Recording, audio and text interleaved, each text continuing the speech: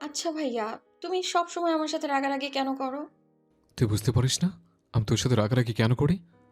মানুষ তার উপর রাগারাগি বেশি করে যার উপর তার অধিকার আছে। আজকে বুঝতে পারলাম তুমি আমার খালাতো ভাই বলে সব সময় আমার উপর অধিকার দেখাও, কিন্তু আমি তো ভেবেছি অন্য কিছু। অন্য কিছু মানে? তুই কিসের কথা বলছিস? আর কি এমন ভেবেছিস? মিথু, তুই জানিস না আমি যেটা অপছন্দ করি সেটা তুই আমার সামনে করলে আমার প্রচন্ড পরিমাণে রাগ হয়। তাহলে তুই সেই কাজ কেন করবি? আমি কি এমন করেছি যার জন্য তুমি আমার উপর রাগ করছো বলো? আমি তো কোনো অন্যায় করিনি, শুধু একটু আমার ফ্রেন্ডগুলোর সাথে কথা বলেছি, তাতেই তুমি এত রাগ দেখাচ্ছ। আচ্ছা, তুমি কি তোমার ফ্রেন্ডদের সাথে কথা বলো না? তুমিও তোমার মেয়ে ফ্রেন্ডগুলোর সাথে হাসাহাসি করো, কথা বলো। তখন কি আমি কিছু বলেছি তোমায়? মিথিলার কথাটা ঠিক, তাই ঈশান চুপ করে রইল। তখন মেয়েটা আবারও বলল, আমি তো এটুকুই বুঝতে পারি না, তুমি কেন আমার সাথে এমন করে রাগারাগি করো? এই ছেলেগুলো আমার ফ্রেন্ড হয়, ওদের সাথে কি আমি একটু কথাও বলতে পারবো না? তুমি কথা বললে কখনো আমি তো তোমায় বারণ করি না, তাহলে তুমি কেন? আচ্ছা ঠিক আছে, তোর যখন এতই ভালো লাগে তাহলে বল। আজকের পর থেকে আমি তোকে আর বারণ করবো না। মিথু, আমি তোর ভালোর জন্যই বললাম। আসলে একটা কথা কি জানিস তো, বাইরের ছেলেগুলো তোর দিকে ঠিক কিভাবে তাকায় আমি সেটা খুব ভালো করেই জানি, তাই তোকে বারণ করি। আর তুই আমার কথা শুনিস নি। যাই হোক, তোর যখন এগুলো ভালো লাগে না আর অতিরিক্ত মনে হয়, তাহলে যা ইচ্ছা তুই তাই কর। আমি আর তোকে কখনো বারণ করব না। মিথিলার ওপর ঈশান কেন অধিকার খাটায় সেটা নিজেও জানে না। হয়তো খালাতো বোন বলে এইসব বিষয়ে মিথিলার মাঝে মধ্যে খুব বেশি খারাপ লাগে। তার উপর যখনই মিথিলা কোনো ছেলের সাথে কথা বলে ঈশান খুব বেশি রেগে যায়। জানি না ঈশান ভাইয়া কেন এমনটা করে। সত্যি কি ও আমায় ভালোবাসে তাহলে? আমার বান্ধবীগুলো তো তেমনটাই বলে। আমি ভাইয়াকে অনেকবার জিজ্ঞেস করেছি ভাইয়া কাউকে পছন্দ করে কিনা, তারপরেও জানতে পারিনি। মিথিলা ঈশানকে বোঝাতে চাইলে তাতে ঈশান বলেছে ও প্রেম ভালোবাসা বিশ্বাস করে না। আর মিথিলার মাঝে মধ্যে মনে হয় ও ঈশানের প্রতি প্রচণ্ড পরিমাণে দুর্বল। তার উপর মিথিলার যদি কিছু দরকার হয় তাহলে ও ঈশানকে বলবে, আর ঈশান সেটা ওকে যে কোনোভাবেই এনে দেয়। মিথিলা জানে না ঈশান ওর আবদারগুলো কেন রাখে, হয়তো ওর কোনো বোন নেই সেজন্য। কিন্তু মিথিলার মনে হয় ঈশান ওকে পছন্দ করে, কারণ ঈশান মিথিলার প্রতি যে কেয়ারিং আর ভালোবাসাগুলো দেখায় তাতেই মিথিলার বিষয়টা ভাবতে ভালো লাগে। তো খালাতো বোন ভেবে তার প্রতি এত বেশি কেয়ারিং দেখায় না। অন্যদিকে ঈশান মিথিলার আজকের বলা কথাগুলোর থেকে ভাবলো মিথিলাকে আর ডিস্টার্ব করব না। মিথিলার কোনো ভাই নেই, তাই ঈশান সব সময় ওর খেয়াল রাখে। মেয়েটার বাবা অনেক ব্যস্ত মানুষ, মাঝে মধ্যে ঈশানের সাথে দেখা হলে কিংবা কথা হলে বলে ওকে দেখে রাখতে। মিথিলা ওর আব্বু আম্মুর একমাত্র মেয়ে, আর একই কলেজে পড়ার সুবাদে ঈশান ওকে দেখে রাখে। ঈশানের আব্বু আম্মুও মিথিলাকে অনেক ভালোবাসে, তাই সবসময়ই চোখে চোখে রাখে। এই ঘটনার পর থেকে ঈশান আর মিথিলাকে কোনোভাবেই কিছুতে বারণ করল না। মেয়েটার সেদিনের বলা কথাগুলোতে ঈশান বেশ খারাপ লেগেছিল, তাই ওর সাথে তেমন কথাও বলে না। মিথিলা নিজে বারবার কথা বলার চেষ্টা করে, কিন্তু ঈশান এখন ওকে ইগনোর করে। আর তাতেই মিথিলা ভাবছে, শয়তানটা আমাকে ইগনোর কেন করছে? ও কেন বুঝতে পারে না ওর ইগনোরে আমার খুব বেশি খারাপ লাগে? আমি মানতে পারি না এইসব। যখনই ওর সাথে কথা বলতে চাই ও কেমন এড়িয়ে যায় আমায়। তাহলে কি ছেলেটা আমার উপর রাগ করে আছে? 2টা সপ্তাহ কেটে গেছে, এর মধ্যে ঈশান ভাইয়া আমাদের বাসায় আর একবারও আসেনি। আর আমাকেও একটা বারের জন্য ফোন করেনি। এমনিতেই রোজ হাজার বার করে ফোন করে, কিন্তু প্রায় 15টা দিন হয়ে গেছে আমাকে ডিস্টার্বও করে না। আর ফাজিলটা এমন কেন করছে? ধ্যাৎ, ভালো লাগে না। প্রথমে ঈশানের দেখানো অতিরিক্ত অধিকারগুলো মিথিলার ভালো লাগলেও এখন সেটাই মেয়েটা খুব বেশি মিস করেছে। মিথিলাও জানে না এমনটা কেন হচ্ছে। মিথিলা ভাবলো পরদিন কলেজে গিয়ে বজ্জারটার সাথে কথা বলবে। দুজনে একই কলেজে পড়ে, তাই রোজ দেখা হয়। তাই কলেজে গেলেই ছেলেটার সাথে কথা বলা যাবে। পরদিন মিথিলা কলেজে এসে দেখলো ঈশান বন্ধুদের সাথে বসে আড্ডা দিচ্ছে। ছেলেটার মুখটা কেমন মলিন হয়ে আছে। এবার মিথিলা গিয়ে ঈশানের সামনে দাঁড়ালো। ঈশান একবার মেয়েটার দিকে তাকিয়ে আবার আড্ডায় মনোযোগ দিল। ঈশান মিথিলাকে দেখেও কথা বলল না, মেয়েটা নিজেই বলল, ভাই একটু সময় হবে তোমার? কেন? দেখতে পাচ্ছিস না আড্ডা দিচ্ছে? আমি কয়েকটা দিন যাবৎ একটা বিষয় খেয়াল করেছি, তুমি আমায় খুবই ইগনোর করছো। কি হয়েছে তোমার একটু বলবে? নাকি আমি অজান্তেই তোমায় কোনোভাবে কষ্ট দিয়েছি ভাইয়া? মিথু, তোর এমন কেন মনে হচ্ছে? এই জন্যেই মনে হচ্ছে, তার কারণ তুমি আগে আমার প্রতি অনেক কেয়ারিং ছিলে। সবসময় ফোন করতে, যোগাযোগ রাখতে, আমি কখন কি করি না করি, আমার কি প্রয়োজন সবটা জানার চেষ্টা করতে। কিন্তু গত 15টা দিন তুমি আমার সাথে একটুও কথা বলনি। আমি তোমার সাথে কথা বলতে আসলে ইগনোর করেছো তুমি আমায়। আমি কি খুব বেশি অন্যায় করে ফেলেছি বলো না? কি জন্য এমন ইগনোর করছো একটু বলবে আমায়? তুই আমার কে? আমি তোকে ইগনোর করতে যাব? আমার কি অধিকার আছে তোর সাথে দেখা করার, কথা বলার? তুই জাস্ট আমার খালাতে বোন, এমন না যে আপন বোন, যার জন্য আমি তোকে ইগনোর করতে তুই কষ্ট পাবি। সত্যি আমি তোমার কেউ নই? মিথিলার কথাতে ঈশান চুপ করে রইল। কিছুক্ষণ বাদে একবার মেয়েটার মুখের দিকে তাকিয়ে দেখে ওর চোখে পানি টলমল করছে। মিথিলা ঈশানের থেকে উত্তরটা না পেয়ে সেখানে আর দাঁড়ালো না, দ্রুত পায়ে হেঁটে চলে গেল। শয়তানটার কথা শুনে খারাপ লাগলো খুব। শেষ পর্যন্ত ও আমাকে এমন করে বলতে পারলো। মিথিলা ওয়াশরুমে গিয়ে বেসিনের সামনে দাঁড়িয়ে বেশ কিছুক্ষণ কান্না করলো। মেয়েটা জানে না কেন কান্না করছে, তবে খুব কষ্ট হচ্ছে এই মুহূর্তে ওর, কারণ ঈশানের ইগনোরটা মিথিলা মেনে নিতে পারছে না। ছোটবেলা থেকেই দুজনে একসাথে বড় হয়ে আসে। একটা সময় ঈশান মিথিলাকে ছাড়া থাকতে পারতো না, কিন্তু এখন সেই ছেলেটাই ওকে এমন করে এড়িয়ে যাচ্ছে। মিথিলা ফুপিয়ে ফুপিয়ে কান্না করছিল। এর মাঝে ওর ফ্রেন্ড নীলা এসে বলতে লাগলো। ভালোবাসিস ঈশানকে? নীলার কথাটা মিথিলার মাথাতে বারবার ঘুরপাক খেতে লাগলো। তাহলে সত্যিই কি মিথিলা ঈশানকে ভালোবাসে? এবার নীলা মিথিলার কাঁধের উপর হাত রাখতেই মেয়েটা ওর দিকে ঘুরে ঝড়ের গতিতে ওকে শক্ত করে জড়িয়ে ধরল আর জোরে জোরে কান্না করতে লাগলো। নীলা মিথিলার মাথায় হাত বুলিয়ে দিয়ে বলল, ওলে আমার বান্ধবীটা, লে কান্না করে না সোনা। তুমি জানো না তোমার এই কান্নাটা আমার বেস্ট ফ্রেন্ড সহ্য করতে পারে না। আচ্ছা ঠিক আছে, আমি বুঝতে পেরেছি তো সবটা। নীলা, আমিও এখন বুঝতে পারছি আমি ওকে ভালোবাসি। কিন্তু ও কেন বুঝতে চায় না বলতো? আমি তো একটা মেয়ে, আমার বুঝতে সমস্যা হচ্ছিল। আমি ওর কেয়ারিংগুলো ভাইয়ার কেয়ারিং ভেবে এসেছি এতদিন, কিন্তু ও আমায় এমন করে ইগনোর করবে জানতাম না আমি। আমি এখন কি করব বল না? আমি ওকে ছাড়া থাকতে পারবো না নীলা।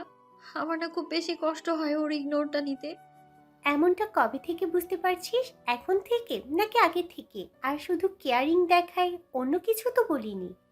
তুই জানিস না আমাদের মাঝে শুধু তোর নামে মাত্র ভাই বোনের সম্পর্ক। আমি তো এখন বুঝতে পারছি ওর আমার মাঝে গার্লফ্রেন্ড বয়ফ্রেন্ডের সম্পর্ক ছিল এটা। জানিস নীলা, আমরা রাতে অনেক কথা বলতাম। আমার সাথে ও কথা বলতে বলতে ঘুমিয়ে পড়তো। আমি ভাবতাম ও আমায় বোন হিসেবে ভালোবাসে, সেই জন্যই এমন করে আমার সাথে। কিন্তু ও যে আমায় এমন এমন করে ভালোবাসে আমি না সেটা এতটা কাছে থেকে ও বুঝতে পারিনি। এখন তো জানতে পেরেছিস ভাইয়া যেভাবে তোকে ইগনোর করছে তাতে তুই কষ্ট পাচ্ছিস। তাই বলি কি, তুই এর থেকে ওনাকে প্রপোজ করে দে, তাহলে হয়তো তুই আর কষ্ট পাবি না। আর ভাইয়াও তোমার মনের কথাটা জানতে পারবে। কি করে করব? আমার অনেক লজ্জা লাগে। প্লিজ তুই আমায় একটু বলে দে না কিভাবে বলবো এমন একটা কথা। ও আমায় খুব বাজেভাবে এড়িয়ে যাচ্ছে। আমার কিছুই ভালো লাগছে না। সেই জন্য আমি আছি তো সোনা। তুই এক কাজ কর, কালকে ভাইয়াকে কোথাও ডাক, তারপর সবে আড়ালে প্রপোজ করে দিস। আমি তোকে বলে দিব কিভাবে করবি। যেভাবেই হোক আমি ওকে খুব শীঘ্রই আমার মনের কথা বলবো। ও কি করে আমায় এমন করে কষ্ট দিতে পারছে? অন্যদিকে মিথিলাকে ইগনোর করার পর থেকে ঈশানেরও বেশ খারাপ লাগছে, কারণ যে মেয়েটাকে ছোটবেলা থেকে এত কেয়ার করে আসছে, এত আপন ভেবে আসছে, যার জন্য সব সময় অন্য মেয়েদের সাথে কথা বলা পর্যন্ত বন্ধ রেখেছে, আর আজকে কিনা তাকে এমন করে ইগনোর করলো। সেদিন আর মিথিলার ক্লাস করতে পারল না, ছেলেটার এমন ইগনোর করাতে বাসায় চলে গেল। মিথিলা সারাটা দিন ভাবতে লাগলো ঈশানকে কি করে মনের কথাগুলো বলবে, কিন্তু কিছুতেই যেন কিছু ভেবে উঠতে পারছিল না। অন্যদিকে ঈশান ভেবে পাচ্ছে না আজকে হঠাৎ মিথিলার নিজে থেকে কেন কথা বলতে আসলো। হয়তো মেয়েটার সাথে কথা বলছে না তাই, কিন্তু সেদিনের বলা মিথিলার কথাগুলোতে ঈশান বুঝতে পেরেছে কারণ ছাড়া মেয়েটার ওপর সবসময় অধিকার দেখায়, তাতে ওর খারাপ লাগে। তাই ঈশান চাইছে না ওকে ডিস্টার্ব করতে। ঈশান কপালের ওপর হাত দিয়ে শুয়ে আছে। এর মাঝে ফোনটা বাজতে লাগলো। বেশ কয়েকবার বাজার পর ঈশান ফোনটা হাতে নিল। মিথিলার নম্বর থেকে কল আসে। রিসিভ করে কানে দিয়ে বলল, হ্যাঁ, বল। খুব ব্যস্ত তুমি তাই আমার ফোন পর্যন্ত ধরতে পারছো না? না, তেমন কিছু না। তেমন কিছু যদি নাই হবে তাহলে এমন করে ইগনোর কেন করছো? তুমি জানো না তোমার এই বিহেভগুলো আমি নিতে পারি না? আমি কি এমন করেছি বলো, যার জন্য আমার সাথে এমন করছো? না, এমনিতেই তোকে ইগনোর করতে যাবো কেন? আর তোকে ইগনোর করারই বা কি আছে? আমি তো তখন বলেই দিলাম সবটা। সত্যি আমি তোমার কেউ না? মিথিলার কথাতে ছেলেটা আর কোনো কথা বলতে পারল না। মিথিলা চুপচাপ কিছুক্ষণ চোখের পানি ফেলল। ঈশান চুপ করে আছে দেখে মিথিলা কলটা কেটে দিল। তারপর নিজে নিজেই বলতে লাগলো, তোমার হঠাৎ করে এমনভাবে ভালোবেসে ফেলবো আর তোমার জন্য আমায় এত কান্না করতে হবে, আমি না সেটা কখনো ভাবতে পারিনি। আমি সব সময় ভাবতাম তুমি আমার ছোট বোনের মতো ভালোবাসো, কিন্তু তোমার এই কেয়ারিং আর আমার প্রতি অতিরিক্ত অধিকার বোধ, এগুলো দেখে আমার মনে হয় তুমিও আমায় ভালোবাসো। আমি যে তোমার প্রতি প্রচণ্ড পরিমাণ দুর্বল হয়ে গেছি, সেটা কি তুমি বুঝতে পারছো না? তোমার এমন বিহেভ আমি মেনে নিতে পারি না, সেটা কেন বুঝতে পারো না তুমি? তুমি আমায় কষ্ট দিয়েছো এমন করে। একটাবার তোমাকে ভালোবাসার কথাগুলো বলি, তারপর যদি তুমি আমায় বুকে জড়িয়ে না নাও, তাহলে আমার থেকে খারাপ আর কেউ হবে না। এমন করে 4-5টা দিন কেটে গেল। এর মাঝে মিথিলা কলেজে গিয়ে কয়েকবার ঈশানের সাথে কথা বলার চেষ্টা করলেও ছেলেটা ওকে আগের মতোই এড়িয়ে গেল, যার জন্য খুব কান্নাকাটি করছিল। তখন ওর বান্ধবীরা বলে দেয় ঈশানকে কিভাবে প্রপোজ করতে হবে। মিথিলাও পরদিন প্রিপারেশন নিয়ে কলেজে চলে আসে। দেখে ঈশান আগেই এসে আড্ডার জায়গায় বসে আছে। মিথিলা ঈশানকে কল করে ছেলেটা রিসিভ করে বলে, হ্যাঁ, বল, কি বলবি? বলতে তো চাই অনেক কিছুই, কিন্তু তুমি সুযোগ দিচ্ছ না। আমার মনে হচ্ছে তুমি ইচ্ছে করেই কষ্ট দিচ্ছ আমায়। সমস্যা নেই, আজকের পর থেকে আর আমায় ইগনোর করতে পারবে না তুমি। আচ্ছা, তুমি কি আমার সাথে একটু দেখা করতে পারবে? কেন? তোমাকে দেখা করতে বলছি, তুমি দেখা করবে। আর যদি না করো তাহলে আমি অনেক কষ্ট পাবো। আর আমি জানি আমার কষ্ট হোক, এটা তুমি চাও না। তারপরেও যে কেন এমন করে আমায় এড়িয়ে যাচ্ছ, সেটা তুমিই জানো। ঈশান আবারও আগের মতোই চুপ করে রইল। মিথিলা কলটা কেটে দিয়ে কলেজের পেছন দিকটায় দাঁড়িয়ে রইল। ঈশান আর দেরি না করে মিথিলার কথা মতো সেখানে চলে আসলো। মেয়েটা উল্টো দিকে ঘুরিয়ে দাঁড়িয়ে আছে। ঈশান ভাবছে মেয়েটা কি এমন কথা বলবে। ঈশান ভালোভাবে খেয়াল করে দেখে মিথিলা আজকে শাড়ি পরে আসে। এমনটা তো কখনো হয়নি। তার উপর মনে হচ্ছে সুন্দর করে সেজেছে। মেয়েটা শাড়ি পরে আসলো কি জন্য, সেটাই মাথাতে ঘুরপাক খেতে লাগলো। ঈশান মিথিলার পেছনে গিয়ে দাঁড়ালো। তারপর ওর দৃষ্টি আকর্ষণ করার জন্য বলল, কি জন্য ডেকেছিস, বল। আচমকা ঈশানের কথাতেই মিথিলার বুকটা ধক করে উঠল। তারপরেও নিজেকে কিছুটা স্বাভাবিক করে নিয়ে ছেলেটার দিকে ফিরল। এবার ঈশান স্পষ্ট দেখল মিথিলা সত্যি সুন্দর করে সেজে আসে। দূর থেকে স্পষ্ট বোঝা না গেলেও এখন সেটা বুঝতে সমস্যা হচ্ছে না। আজকে মেয়েটাকে এই মুহূর্তে দেখতেও একদম পুতুলের মতো লাগছে। এমনিতে দেখতে মারাত্মক লেভেলের সুন্দরী, তার উপর আবার যে সেজে আসে, তাতে যে কোনো ছেলেকে এক দেখাতেই ঘায়াল করে ফেলবে। ঈশান মিথিলার চোখের দিকে একবার তাকিয়ে চোখ জোড়া নামিয়ে নিল। মেয়েটা খানিকটা লজ্জা পেয়েও সেটা দেখল না। এখানে কেন ডাকলি, বল। আর আজকে কলেজে এমন করে সেজে এসেছে? ঈশান কথাগুলো বলে শেষ করতে পারল না। তার আগে মিথিলা গিয়ে ছেলেটার সামনে হাঁটু গেড়ে বসে একটা ফুল এগিয়ে দিয়ে বলতে লাগলো, জানি না কিভাবে ভালোবাসা প্রকাশ করতে হয়, এটাও জানি না কিভাবে তোমায় ভালোবেসে ফেলেছি আমি। জানি না কিভাবে ভালোবাসার কথাগুলো প্রিয় মানুষকে বোঝাতে হয়। আমি কিচ্ছু জানি না, শুধু এইটুকু জানি দিনের পর দিন তুমি আমার জন্য যে কেয়ারিং, যে ভালোবাসাটা দেখিয়েছো, একটা সময় সেটা দুর্বলতায় প্রকাশ পেয়েছে। আর এখন সেটা এত বেশি দুর্বলতা হয়ে গেছে যে ওই দুর্বলতার জায়গা থেকেই তোমার প্রতি আমার মনে একটা গভীর ভালোবাসা সৃষ্টি হয়েছে, যেটা আমি কয়েকদিন আগেও বুঝতে পারছিলাম না। তারপর সেদিন যখন তুমি আমায় অমন করে সবার সামনে ইগনোর করলে, তখন আমার এত বেশি কান্না পেয়েছিল জানো। আমি অনেক কান্না করেছিলাম। তারপর একটা সময় রিয়েলাইজ করতে পারলাম মানুষ তো তার জন্যেই কান্না করে, তার জন্যেই কষ্ট পায় যাকে মানুষ খুব বেশিই ভালোবাসে। আমিও তোমায় হয়তো অনেক বেশিই ভালোবাসি, সেই জন্যে আমি তোমার এসব বিহেভ নিতে পারি না, তাই হয়তো কান্না করেছিলাম। আর সব শেষে এটাই বলবো যে আমি তোমায় ভালোবেসে ফেলেছি। তোমার এই কেয়ারিং, তোমার এই ভালোবাসা আর অতিরিক্ত অধিকার বোধটা আমার লাইফে খুব করে চাই, কারণ আমি তোমায় অনেকটাই ভালোবাসি। I love you, I love you so much. Ishaan মিথিলার কথাতে অবাক হয়ে গেল। মেয়েটা ওকে নিয়ে এমন কিছু ভাবে সেটা ঈশান কল্পনাও করেনি। ছেলেটা চুপচাপ দাঁড়িয়ে আছে। মিথিলা আবারও কথাগুলো বলতেই ঈশান বলল, কি বলিস তুই এসব? মিথিলা, এটা কি করে সম্ভব? তুই জানিস না আমাদের মাঝে কি সম্পর্ক? তারপরও তুই আমাকে নিয়ে এসব ভাবলে কি করে? তোর চিন্তা ভাবনা দেখে আমি অবাক হয়ে যাচ্ছি। দেখো, তুমি যা রিয়্যাক্ট করার করো, দরকার পড়লে আমাকে মারো, বকো, আরও কষ্ট দাও, তারপরেও আমাকে একটাবার বুকে জড়িয়ে নাও। আমি না তোমায় ছাড়া একদম থাকতে পারবো না। তুমি জানো না আমি তোমায় কতটা ভালোবাসি। মিথিলা, তুই আমাকে এরকমটা কি করে ভাবতে পারলি? তুই বুঝতে পারছিস তুই কত বড় একটা ভুল করেছিস? এটা তোর আবেগ, কোনো ভালোবাসা না। আমি তোর প্রতি কেয়ারিং দেখিয়েছি কিছুদিন, সেজন্য তুই এমনটা ভেবে নিলি। আর এখন তোকে ইগনোর করছি, সেজন্য তোর মনে হচ্ছে আমি তোকে ভালোবাসি। কিন্তু এটা তোর কোনো ভালোবাসা নয়। আমি জানি তুমিও আমায় ভালোবাসো, কিন্তু রাগ করে এমনটা বলছো। পরে ঠিকই মেনে নিবে তুমি আমায়। প্লিজ ভাইয়া, এখন আর আমায় কষ্ট দিও না। আমি তোমার ইগনোরটা নিতে পারছি না। প্লিজ আমায় একটু ভালোবেসে দেখো। মিথিলার শেষ কথাগুলো বলে উঠে দাঁড়ালো। এবার ঈশান চলে আসতে গেলে মেয়েটা ওর একটা হাত ধরে ফেলল। ঈশান ওর দিকে ঘুরে রাগি চোখে তাকিয়ে বলল, তুই কি পাগল হয়ে গেছিস?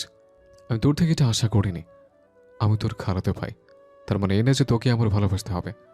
আর ভাই বোনের সম্পর্কের মধ্যে এসব তুই কি জড়াচ্ছিস? তুমি এমন কেন বলছো? যত পারো কষ্ট দাও, তারপরেও আমায় দূরে সরিয়ে দিও না। তুমি কেন বুঝতে পারছো না তোমাকে কতটা ভালোবাসি আমি? থাকতে পারবো না আমি এক মুহূর্ত তোমায় ছাড়া। আচ্ছা, তুমি ভয় পাচ্ছ এই জন্যে যে ফ্যামিলি আমাদের মেনে নিবে না?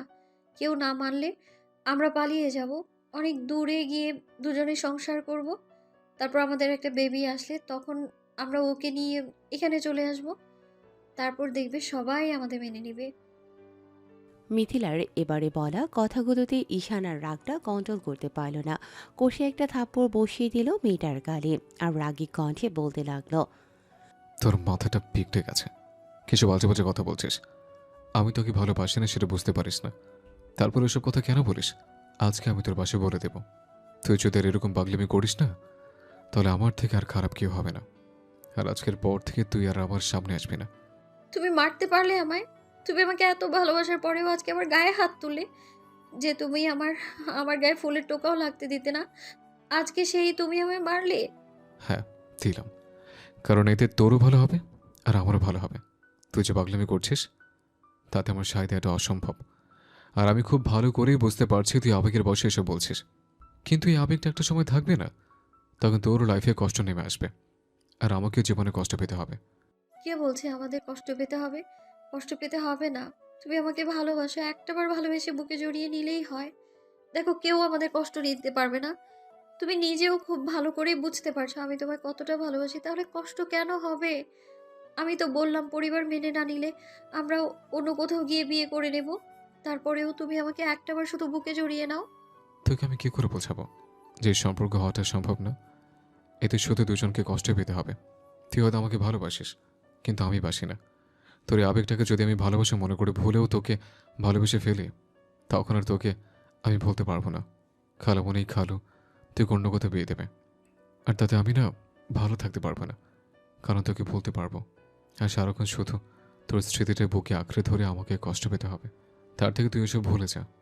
তারপরও তুই পরিবারের সম্পর্কটা নষ্ট করিস না। এত কিছুর জন্য একমাত্র দায়ী থাকবো আমরা। তাই আমি চাই না তোর এই পাগলামিতে সায় দিতে। তুই এক্ষুনি বাসায় যাবি, আর ভুলেও আমার সামনে আসবি না। এরপর যদি সামনে পড়িস তাহলে আমার থেকে খারাপ আর কেউ হবে না। না, আমি কোথাও যাব না। তোমায় ছেড়ে আমি কোথাও যাব না। তুমি যতক্ষণ আমায় ভালোবাসো সেটা প্রকাশ করবে, আমাকে ভালোবেসে আগলে নিবে, আমি ততক্ষণ অবধি এক পাও নড়বো না। তুমি আমায় মারো, বকো, দরকার পড়লে শেষ করে দাও, তারপরে আমি এখান থেকে যাচ্ছি না। মিথিলার এরকম কথাতে ঈশান অগ্নি চোখে ওর দিকে তাকালো। সাথে সাথে মিথিলা মাথা নিচু করে নিয়ে ভয়ে কান্না করে দিল। ঈশান সেখান থেকে চলে গেল আর মিথিলা সেখানেই দাঁড়িয়ে কান্না করতে লাগলো। মিথিলাকে কান্না করতে দেখে নীলা এসে দাঁড়ালো। তারপর মেয়েটার চোখের পানি মুছে দিতেই মিথিলাকে ওকে জড়িয়ে ধরে বলল, তুই দেখেছিস ও আমাকে একটুও ভালোবাসে না? ও নাকি শুধু খালাতো বোন ভেবে আমার জন্য এইসব করেছে। আমি ভেবেছিলাম ও আমাকে ভালোবাসে না, তারপরেও শুধু শুধু ওকে ভালোবাসি সেটা প্রকাশ করলাম আমি। এখন থেকে ও শুধু আমাকে ইগনোর করে যাবে, যতটা রেগে আছে ও। যদি বাসায় বলে দিই তাহলে আব্বু অনেক ঝামেলা করবে। তুই তো ভাইয়াকে ভালোবাসিস, তাই ঝামেলা করলেই বা কি? তুই ওকে বুঝিয়ে বল আর কয়েকটা দিন বোঝানোর চেষ্টা করে দেখবি, এমনিতেই বুঝতে পারবি। তারপরও যদি না বুঝতে পারে তখন অন্য কোনো ব্যবস্থা নেওয়া যাবে। আমি ভেবেছিলাম ও রাজি হলে ফ্যামিলিকে বানাতে সহজ হবে, কিন্তু ও আমাকে ভালোবাসে না, তাহলে আমি কি করব বল? আমি যে পারছি না এই কষ্ট সহ্য করতে। আর আজকেও আমাকে এমন করে ইগনোর করে গেল। আজকের পর হয়তো ও আমার উপর প্রচণ্ড রেগে থাকবে। আমি কি করব বল না? এত সহজে ভেঙে পড়লে চলবে না। ভালোবাসলে এত সহজে ভেঙে পড়তে নেই। তাছাড়া ভাইয়া তোকে ভালোবাসে না কে বলল? মানুষটা হয়তো রাগ আর অভিমান কিংবা ফ্যামিলির কথা চিন্তা করে তোকে দূরে সরিয়ে দিয়েছে, কিন্তু একটা সময় দেখবি ঠিকই তোকে কাছে টেনে নিবে। তাছাড়া উনি তোর খালাতো ভাই, এখন তোর থেকে দূরে সরে থাকতে চাইছে, কিন্তু একটা সময় দেখিস ঠিকই তোকে ভালোবাসবে। তোকে যেটা তুই কল্পনাও করতে পারবি না। দুঃখের পরে কিন্তু সুখ আসে। কান্নাকাটি না করে এখন চল, ক্লাসে চল। তুই সত্যি বলছিস? ও একটা সময় ভালোবাসবে আমায়? আর যদি ভালো না বাসে তাহলে কি হবে? তুই সবসময় এত নেগেটিভ চিন্তা ভাবনা করিস কেন? এমন কিছু হবে না, একটা সময় সব ঠিক হয়ে যাবে। তুই শুধু শুধু এসব বাজে বাজে চিন্তা করে টেনশনকে বাড়াচ্ছিস। এখন আমার সাথে চল, এরপর থেকে কিভাবে কি করতে হবে আমি তোকে সবটাই বুঝিয়ে দেব। দেখিস আস্তে আস্তে সব ঠিক হয়ে যাবে। ভাইয়া তোর উপর কোনো কারণে রেগে আছে, সেজন্য এভাবে কথা বললো, কিন্তু আস্তে আস্তে সব ঠিক হয়ে যাবে। তারপর দেখবি তোকে ভালোবাসি সেটা বুঝতে পেরেছে। মিথিলার চোখের পানিগুলো মুছে দিয়ে নীলা ওকে নিয়ে ক্লাসে চলে গেল। মিথিলার ক্লাসগুলো করতে ভালো লাগছিল না, প্রচণ্ড পরিমাণে কষ্ট হচ্ছিল ভাবতেই। যে মানুষটাকে এতটা ভালোবাসে তাকে প্রপোজ করার সাথে সাথে ওকে রিজেক্ট করে দিল। তারপরও 2টা ক্লাস করে মিথিলা বাসায় চলে গেল। রুমে এসে কোনো রকমে ফ্রেশ হলো। অন্যদিকে ঈশান কোনো কাজে মনোযোগ দিতে পারল না। কলেজ থেকে বেরিয়ে তারপর একটা দোকানে গিয়ে 1 প্যাকেট সিগারেট নিয়ে একটা ধরিয়ে খেতে লাগলো। এর মাঝে ফোনটা বাজতে লাগলো। ছেলেটা দোকান থেকে বেরিয়ে বাসার উদ্দেশ্যে হাঁটতে লাগলো।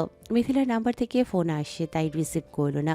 কয়েকবার কল করেও ঈশানের থেকে রেসপন্স না পেয়ে মিথিলা একটা ভয়েস মেসেজ পাঠালো। প্লিজ একটাবার ফোনটা রিসিভ করো। তুমি জানো না তোমার অবহেলাটা আমি নিতে পারছি না। তারপরেও কেন এমন করছো? প্লিজ একটু কথা বলো না আমার সাথে। মেসেজটা সিন করার সাথে সাথেই আবারও মিথিলার নম্বর থেকে কল আসলো। ঈশান এবার ফোনটা রিসিভ করে কানে দিতেই ওপাশ থেকে মিথিলা ফুপিয়ে ফুপিয়ে উঠতে লাগলো। তখন ঈশান বলল, তোকে আমি বারবার বলছি কান্নাকাটি করিস না। আর শুধু শুধু এসব কথা বলে কোনো লাভ হবে না। তারপরে তুই কেন পাগলামি করিস? তুই কি চাস বলতো? আমি কি চাই তুমি বোঝো না? আমি তোমাকে চাই। তোমার ছাড়া আমি একটা মুহূর্ত কল্পনা করতে পারছি না। আমি কান্না করছি তাতে তোমার কষ্ট হচ্ছে না? আর কষ্ট হবেই বা কেন? তুমি তো তুমি তো আর আমায় ভালোবাসো না, তাই না? তুমিই তো আমাকে ভালোবাসো, সেটা প্রকাশ করবে না। সব সময় শুধু ইগনোর করে যাবে আমায়। তাহলে না হয় সেটাই করো। যতদিন বেঁচে আছি আমায় কষ্ট দিয়ে যাও তুমি। এসব ইমোশনালি ডায়লগ না দিয়ে পড়ালেখায় মনোযোগ দে। খালামুনি আর খালু যদি জানতে পারে তাহলে তোর বিয়ে ঠিক করে দিবে। দেখিস সেটা কি খুব ভালো হবে? আমি তোমাকে যেটা বলতে চাই তুমি সেটা শোনো না, অন্য কোথাও চলে যাও। কথা ঘোরানোর চেষ্টা করছো, এইসব বলে কোনো লাভ হবে না। আর তুমি কি ভাবো আমার ভালোবাসাটা এতটাই মিথ্যে যার জন্য অন্য কোথাও বিয়ে দেওয়ার চেষ্টা করলে আমি সেটা করে নিব? এখন তোর কাছে মনে হচ্ছে তুই আমাকে ভালোবাসিস, কিন্তু যখন আম্মু আব্বু এই রাগ অভিমান করবে কিংবা কোনো শর্ত দিবে তখন ঠিকই আমাকে ভুলে যাবে।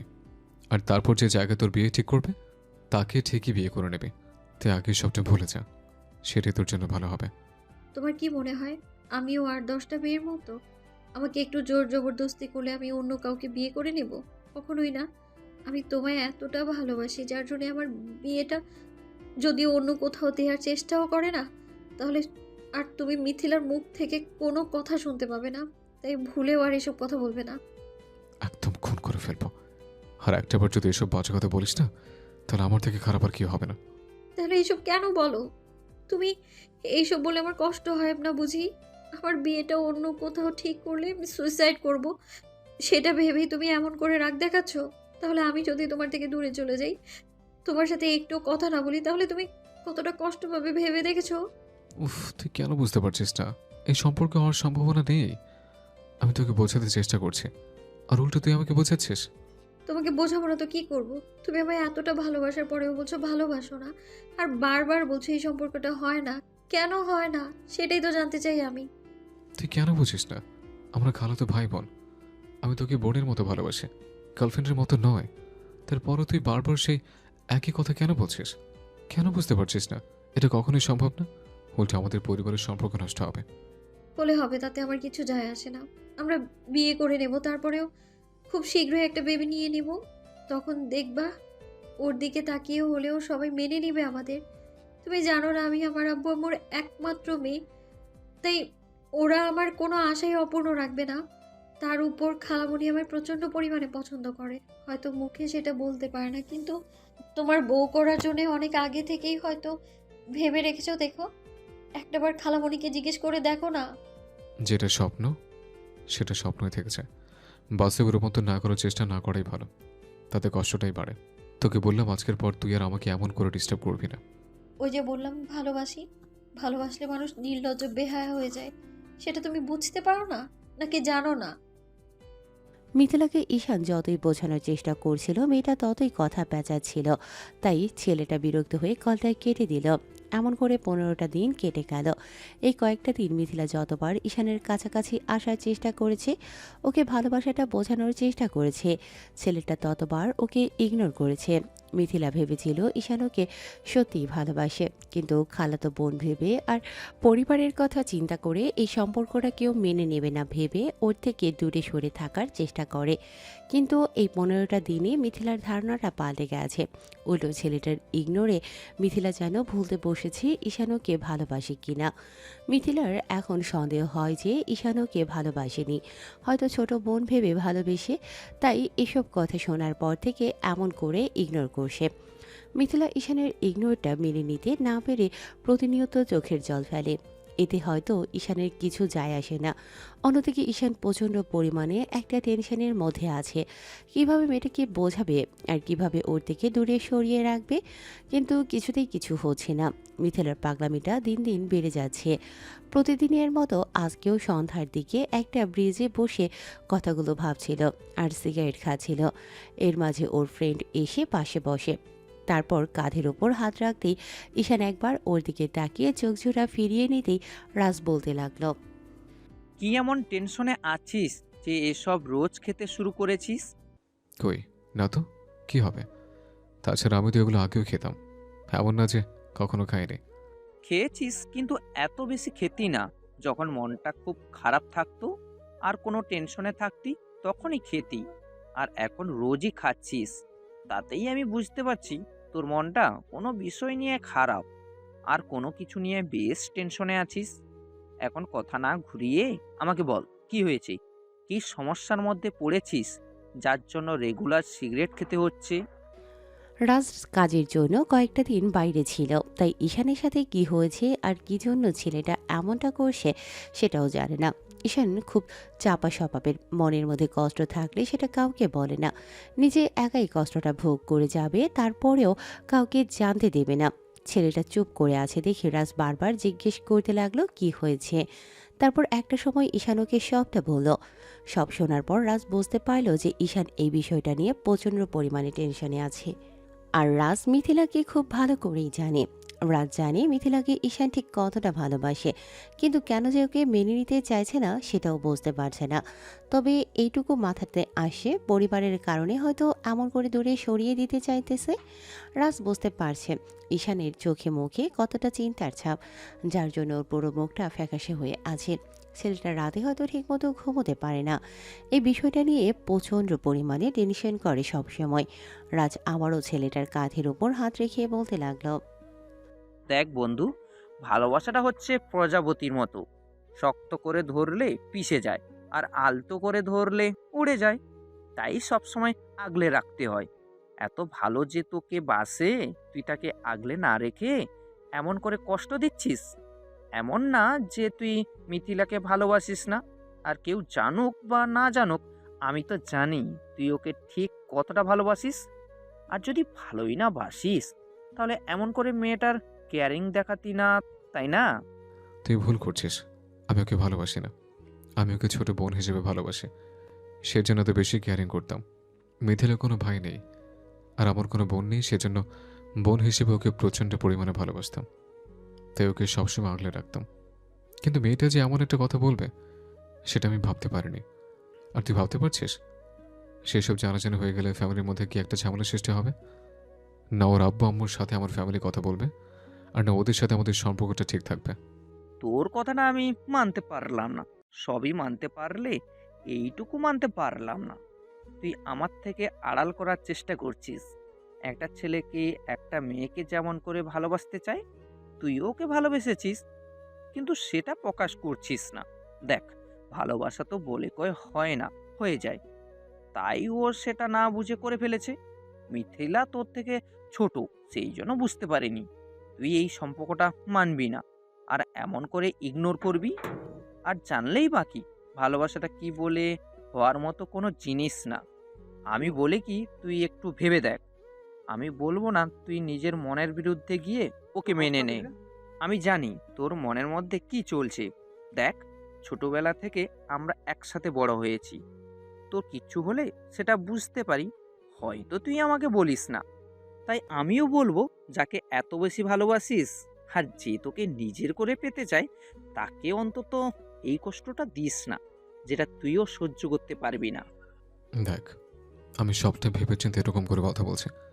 তাছাড়া যখন শুনেছি মিথু আমাকে ভালোবাসে, আমি ওকে ভালো না বসলে যদিও আমার খালাতো বোন না হতো, তাহলে আমি ওকে উঠিয়ে নিয়ে গিয়ে বিয়ে করতাম।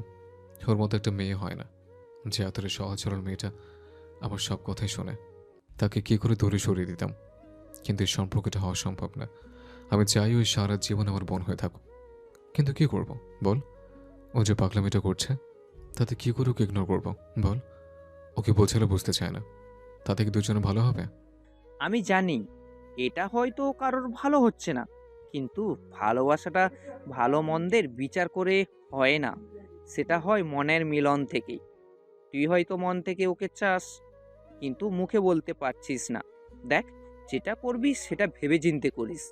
তারপরও এমন কোনো কাজ করিস না যার জন্য পরবর্তীতে দুজনকে কষ্ট পেতে হয়। তাহলে না ভালো থাকতে পারবে ও, আর না তুই ওকে কষ্ট দিয়ে ভালো থাকতে পারবি। সারা জীবন একটা মেয়ের কাছে তুই অপরাধী হয়ে থাকবি। অন্যদিকে মিথিলা ঈশানকে বোঝাতে না পেরে প্রতিনিয়ত মনের দিক থেকে দুর্বল হয়ে গেছে।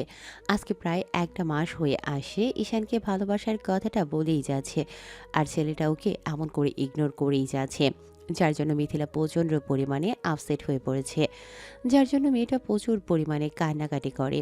এদিকে ঈশানের মন খারাপ দেখে আম্মুকে বারবার জিজ্ঞেস করে কি হয়েছে, কিন্তু ছেলেটা কিছুই বলে না। তারপরও আম্মু কিছুটা আঁচ করতে পেরেছে, হয়তো ছেলের কিছু একটা হয়েছে যার জন্য ওকে বারবার জিজ্ঞেস করছিল। মিথিলা অনেক ভেবেচিন্তে ডিসিশন নেয় নিজের ভালোবাসাটা যে করেই হোক ওকে আদায় করে নিতে হবে। তাই নীলার সাথে এ বিষয় নিয়ে কথা বলে, তারপর আবারও একটা প্ল্যান করে পরদিন কলেজে আসে। ঈশান আগে থেকে এসে বসে আছে। মিথিলা নীলাকে নিয়ে ঈশানকে ডেকে পাঠায়। নীলা গিয়ে ঈশানের সামনে দাঁড়াতেই ছেলেটা একবার ওর দিকে তাকাতেই নীলা বলতে লাগলো, ভাইয়া, মিথিলাকে একটা ছেলে ডিস্টার্ব। কি বলো? ও কোথায়? আর কোন ছেলে ডিস্টার্ব করছে? ক্যাম্পাসের শেষ দিকটা যে ফাঁকা রুমটা আছে ওখানটাই দেখলাম দাঁড়িয়ে কান্না করছে। ছেলেগুলো বেশ হাসাহাসি করে কিসব বলছে, যার জন্য কান্নাকাটি করছে। আপনি প্লিজ একটু চলুন ভাইয়া। ঈশান আর দেরি না করে নীলার কথা শুনেই এক দৌড় লাগালো। 5 মিনিটের মধ্যে ক্যাম্পাসের শেষ দিকটায় চলে আসলো। এদিকে তেমন কেউ আসে না, আর রুমগুলো পুরনো, আর শেষ দিকটাতে হওয়াতে ফাঁকা পড়ে থাকে। তবে কিছু বকাটে ছেলে নেশা করে এদিকটাতে। ঈশান সেই ফাঁকা রুমের সামনে আসলো, আর এসেই কিছুটা দূরে কয়েকটা বকাটে ছেলেকে বসে থাকতে দেখলো। জায়গাটা ফাঁকা, তারপরও রুমের মধ্যে কেউ আছে কিনা সেটা দেখার জন্য ঈশান যখনই রুমের সামনে আসলো, তখনই কেউ হুটহাট করে ওকে পেছন থেকে খুব জোরে সোরে ধাক্কা দিল। আর কিছু বুঝে ওঠার আগেই রুমের দরজাটা বন্ধ হয়ে গেল। হঠাৎ এমন একটা ঘটনাতে ঈশান বেশ খানিকটা হকচকিয়ে গেল, আর একটু ভয়ও পেল। কে এমনটা করলো ওর সাথে? তারপর সামনের দিকে তাকাতেই যাকে দেখলো তাকে দেখার জন্য প্রস্তুত ছিল না, কারণ মিথিলা ঈশানের দিকে একটা মায়াভরা দৃষ্টিতে তাকিয়ে আছে। মেয়েটা কেমন মুস্কি মুস্কি হাসছে। মিথিলাকে দেখতে আজকে পুরো একটা পরীর মতো লাগছে। এবার ঈশান কিছু বলতে লাগলো। কি সমস্যা কি তোর? আমাকে এখানে আটকে দিলি কেন? আর দরজা আটকে দিয়ে এমন করে আমার দিকে তাকিয়েছিস কেন? তোমাকে কাছে পাওয়ার ইচ্ছেটা আমার অনেক দিনের, আর আজকে এতটা কাছে পেয়েছি, তাহলে আসবো না? আজকে তোমাকে নিজের সাথে মিশিয়ে নেব, সেই জন্যই তুমি প্ল্যান করে এখানে এনেছি। মানে কি বলতে চাইছিস? আর কি বোঝাতে চাইছিস?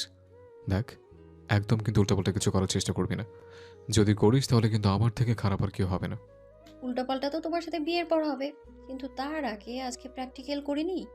আর তুমি এত ভয় পাচ্ছ কেন? তুমি না আমাকে ভালোবাসো? তো একটু আদর নিতে পারবে না? কিছু বাজে বাজে কথা বলছিস তুই। মিথিলা, আমাকে যেতে দে।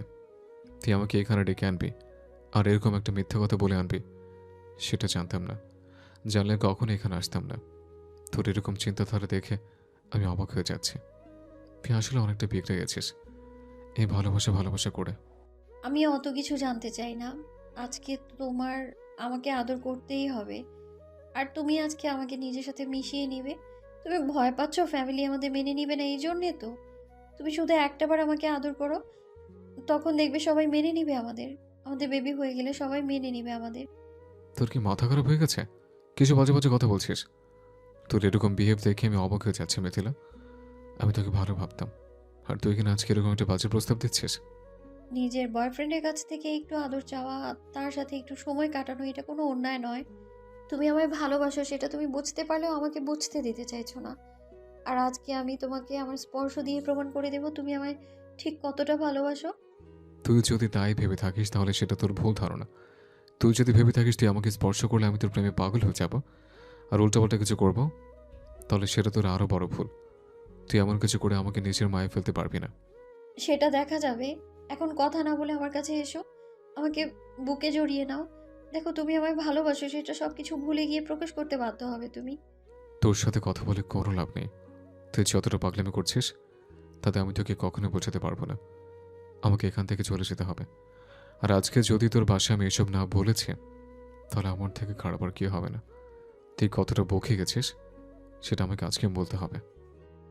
কথাগুলো বলে ঈশান ক্লাসরুম থেকে বের হতে গেলেই মিথিলা ওর একটা হাত ধরল। সাথে সাথে ওর দিকে তাকালে মিথিলা একটা হ্যাঁচকা টান দিয়ে ঈশানকে নিজের অনেকটা কাছে নিয়ে আসলো।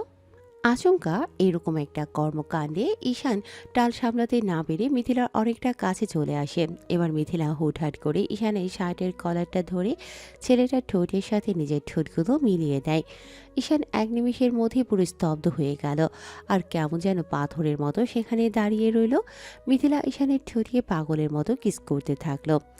তারপর 30 সেকেন্ড পার হতে না হতেই ঈশানের মনে হতে লাগলো এটা অন্যায়। তাছাড়া মিথিলা যেটা করছে সেটাতে সায় দিলেও আরও অন্যায় হবে। আর এসব যদি দু পরিবারের কেউ জানতে পারে তাহলে অনেক বেশি ঝামেলায় পড়তে হবে। বিষয়টা ভেবেই ঈশান মিথিলাকে সরিয়ে দিল। মেয়েটা কিছু বুঝে ওঠার আগে ঈশান কষিয়ে ওর গালে কয়েকটা থাপ্পড় মেরে দিল। এবার মিথিলা ঈশানের থেকে কিছুটা দূরে চলে গেল। তারপর গালে হাত দিয়ে কান্না করে দিয়ে বলতে লাগলো, তুমি মারলে আমায়? তুমি না আমায় ভালোবাসো, তাহলে কি করে পারলে আমার গায়ে হাত তুলতে? কি করে পারলাম বুঝতে পারছিস না? তুই যে পাগলামি করছিস সেই পাগলামিতে সায় দেওয়াটা আমার পক্ষে সম্ভব না। তোকে আমি বারবার বলছি তুই এগুলো করিস না, তারপরও তুই এই কাজটা বারবার করছিস। আর আজকে এরকম একটা বাজে চিন্তা তুই আমাকে নিয়ে করছিস। তুই কি করে ভেবেছিস আমি তোর শরীরে মোহ পড়ব? তুই আমাকে এতটা বাজে ভাবিস সেটা আমার জানা ছিল না। আজকে যদি আমি তোর বাসায় না বলেছি তাহলে আমার নামও ঈশান নয়। বলো, বলে দাও, তাতে কি হবে? সবাই সবটা জানতে পারবে। আজকে হলেও সবাই জানবে এসব, আর কালকে হলেও জানবে। আমি ভেবেছিলাম তুমি যদি আমায় অ্যাকসেপ্ট করে নাও, তারপর দুজন গিয়ে আব্বু আম্মুর কাছে বলবো। কিন্তু তুমি তার আগে সবটা বলে দিবে তো। দাও, আমি যদি তোমাকে না পাই তাহলে আমার যা করা লাগে আমি সেটাই করব। যদি নিজেকে শেষ করে দিতেও হয় তাহলে আমি সেটাই করব। তারপরেও তো আমি অন্য কারো হব না। আমার শুধু তোমাকেই চাই। আমি এই ভালোবাসাটা চাই। আমি অন্য কারো ভালোবাসা আমার দরকার নেই। তুমি আমায় ভালোবাসো কিনা সেটা তুমি কালকের মধ্যেই জানাবে আমায়। যদি উল্টাপাল্টা কিছু করার চিন্তা করেছো না, তাহলে আমার লাশটা তুমি দেখতে পাবে। তখন তুমি বুঝতে পারবে এই মিথিলা তোমায় কতটা ভালোবাসতো। মিথিলা কান্না করতে করতে ক্লাস থেকে বেরিয়ে গেল আর ঈশান সেখানেই বসে পড়ল। ও ভাবতেই পারছে না কি করবে। আবার পরক্ষণে মনে হচ্ছে মিথিলা যতটা বাড়াবাড়ি করছে তাতে ওর সাথে সায় দেওয়াটা পাগলামি ছাড়া কিছুই নয়। আর এই বিষয়টা বেশি দূর বাড়াবাড়ি হয়ে যাবে। তাই আজকে ওর বাসায় গিয়ে বলতে হবে। ঈশান আর এক মুহূর্ত দেরি না করে ওর খালামণির বাসায় চলে গেল। তারপর খালামণি দরজা খুলে দিয়ে বলতে লাগলো, কি রে আব্বু, কি হয়েছে? তুই এরকম রাগ করে আছিস কেন? রাগ করে থাকবে না? রাগ করার মতো কাজ করলে তো রাগ করবই। আর আজকে যেটা হয়েছে এটা শোনার পর তুমিও রাগ করবে। আমি ভাবতে পারছি না ওর সাহস হয় কি করে এরকম একটা কাজ করার। কি হয়েছে আর কে কি বলেছে আমাকে বল। তুই এত রেগে আছিস কেন? সেটা না বলে শুধু শুধু এভাবে রাগ দেখাচ্ছিস কেন? আমাকে বল না, কে কি বলেছে? ঈশান দরজা থেকে ডাইনিংয়ে এসে একটা জায়গায় বসে পড়ল। খালামণি বুঝতে পারল তার ভাগ্নে রেগে আছে। উনি এক গ্লাস পানি এনে দিতেই ঈশান পানিটা খেয়ে তারপর খালামণিকে সবটা বলল। সব শোনার পর খালামণি অবাক চোখে ছেলেটার দিকে তাকিয়ে রইল। তখন ঈশান বলতে লাগলো, খালামণি, আমি এই বিষয়টা কাউকে জানাতে চাইছিলাম না, কিন্তু তোমার মেয়ে যতটা পাগলামি করেছে, এতে যদি আর দেরি করে তাহলে ও কি করবে আমি সেটাই ভাবতে পারছি না। আর আজকে যে কাণ্ডটা ঘটতে যাচ্ছিল, আমি যদি বাজে কোনো চিন্তা ভাবনা নিয়ে তোমার মেয়ের দিকে তাকাতাম না, তাহলে তোমাদের মাঝচমটা ডুবে যেতাম। কিন্তু আমি সব দিকটা ভাবি, আর তুমি জানো আমি ওকে বোনের চোখে দেখি। তাহলে ওকে নিয়ে এসব ভাববো কি করে? তোমার মেয়ে যা নয় তাই করে যাচ্ছে। আমি বলছি তোমরা আজকের পর থেকে ওকে সামলাবে, নাহলে কিন্তু আমার থেকে খারাপ আর কেউ হবে না। আমি তোমার মেয়ের কী হাল করব সেটা নিজেও জানি না। ও ছোট মানুষ, তাই আমি ওকে আর কিছু বললাম না।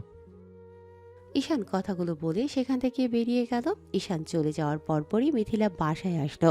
মেয়েটা আসতেই আম্মু ওকে কিছুক্ষণ বকাঝকা করলো। মিথিলা কান্না করতে করতেই রুমে গেল আর নিজে নিজেই বলতে লাগলো, শেষ পর্যন্ত তোমার রাগ আর জেদের কাছে আমার ভালোবাসাটাকে এতটা তুচ্ছ ভাবলে তুমি? আমি কি এমন অন্যায় করেছি? তোমাকে ভালোবাসাটা কি আমার কাছে খুব বেশি অন্যায় ছিল? হ্যাঁ, আমি তোমার না জেনে না শুনে ভালোবেসেছি। খালাতো ভাইকে ভালোবাসাটা কি খুব বেশি অন্যায়? তুমি আজকে বাসায় শেষ পর্যন্ত বলেই দিলে আমি তো তোমায় ভালোবেসেছিলাম, কিন্তু তুমি সেটা বুঝতে পারলে না। এই ভালোবাসাটা একদিন তুমি রিয়েলাইজ করতে পারবে। অন্যদিকে ঈশান বাসায় গেল না। এদিকে ওদিকে ঘুরে বেড়িয়েছে, কিন্তু কোনো কিছুতেই মনোযোগ দিতে পারছে না। যে মেয়েটাকে এত বেশি কাছের আর আপন ভাবে সেই মেয়েটার গায়ে আজকে হাত তুলেছে। তার উপর আজকে মিথিলা এমন একটা কাজ করেছে যার জন্য ঈশান অনেকটা ভয় পেয়ে গিয়েছিল। যদি হুটহাট করে ওদের এই অবস্থাতে কেউ দেখে ফেলতো, তাহলে হয়তো অনেক বড় একটা ঝামেলায় পড়তে হতো। তার উপর মিথিলা যা শুরু করেছে তার জন্য আজকে ওর বাসায় বলতে হলো। সব মিলিয়ে একটা মানসিক প্রেশারের মধ্যে দিয়ে দিনটা কাটলো। তার উপর কাউকে বিষয়টা বলতেও পারছে না, আর আজকে না বলে থাকতে পারল না। তাই সারাটা দিন এদিক ওদিক কাটিয়ে রাতের দিকে বাসায় ফিরল। অন্যদিকে মিথিলার আব্বু বাসায় আসতেই ওর আম্মুকে কিছু একটা ভাবতে দেখে জিজ্ঞেস করতে লাগলো, কি হয়েছে? তুমি এরকম মন খারাপ করে আছো কেন? আর কি ভাবছো সেই তখন থেকে? এবার আম্মু আব্বুকে সবটা বলল। সব শোনার পর মিথিলার আব্বু প্রচণ্ড পরিমাণে রেগে পুরো আগুন হয়ে গেল। ভদ্রলোক মিথিলার রুমের দিকে যেতে লাগলো। তখন আম্মু বলতে লাগলো, দেখো, ওকে আর বকাঝকা করো না। আর ও ছোট মানুষ, বুঝতে পারেনি, তাই ভুল করে ফেলেছে। আব্বু আম্মুর কোনো কথা না শুনে তাড়াহুড়ো করে মিথিলার রুমে চলে আসলো। মিথিলা বালিশে মুখ গুজে বিছানায় শুয়ে কিছু একটা ভাবছে। তখন আব্বু রুমে এসে একটু শব্দ না করে কোমর থেকে বেল্ট খুলে মেয়েটাকে এলো পাথারি মারতে লাগলো। কিছু বুঝে ওঠার আগেই আব্বু ওর গায়ে আঘাত করতে লাগলো। তাই মেয়েটা খানিকটা ভরকে গেলেও আব্বুকে দেখে বলতে লাগলো, আব্বু, আমার মারছো কেন? আমি কি এমন অন্যায় করেছি যার জন্য তুমি আমার গায়ে হাত তুলছো? প্লিজ আমার ছেড়ে দাও, আমার খুব লাগছে আব্বু।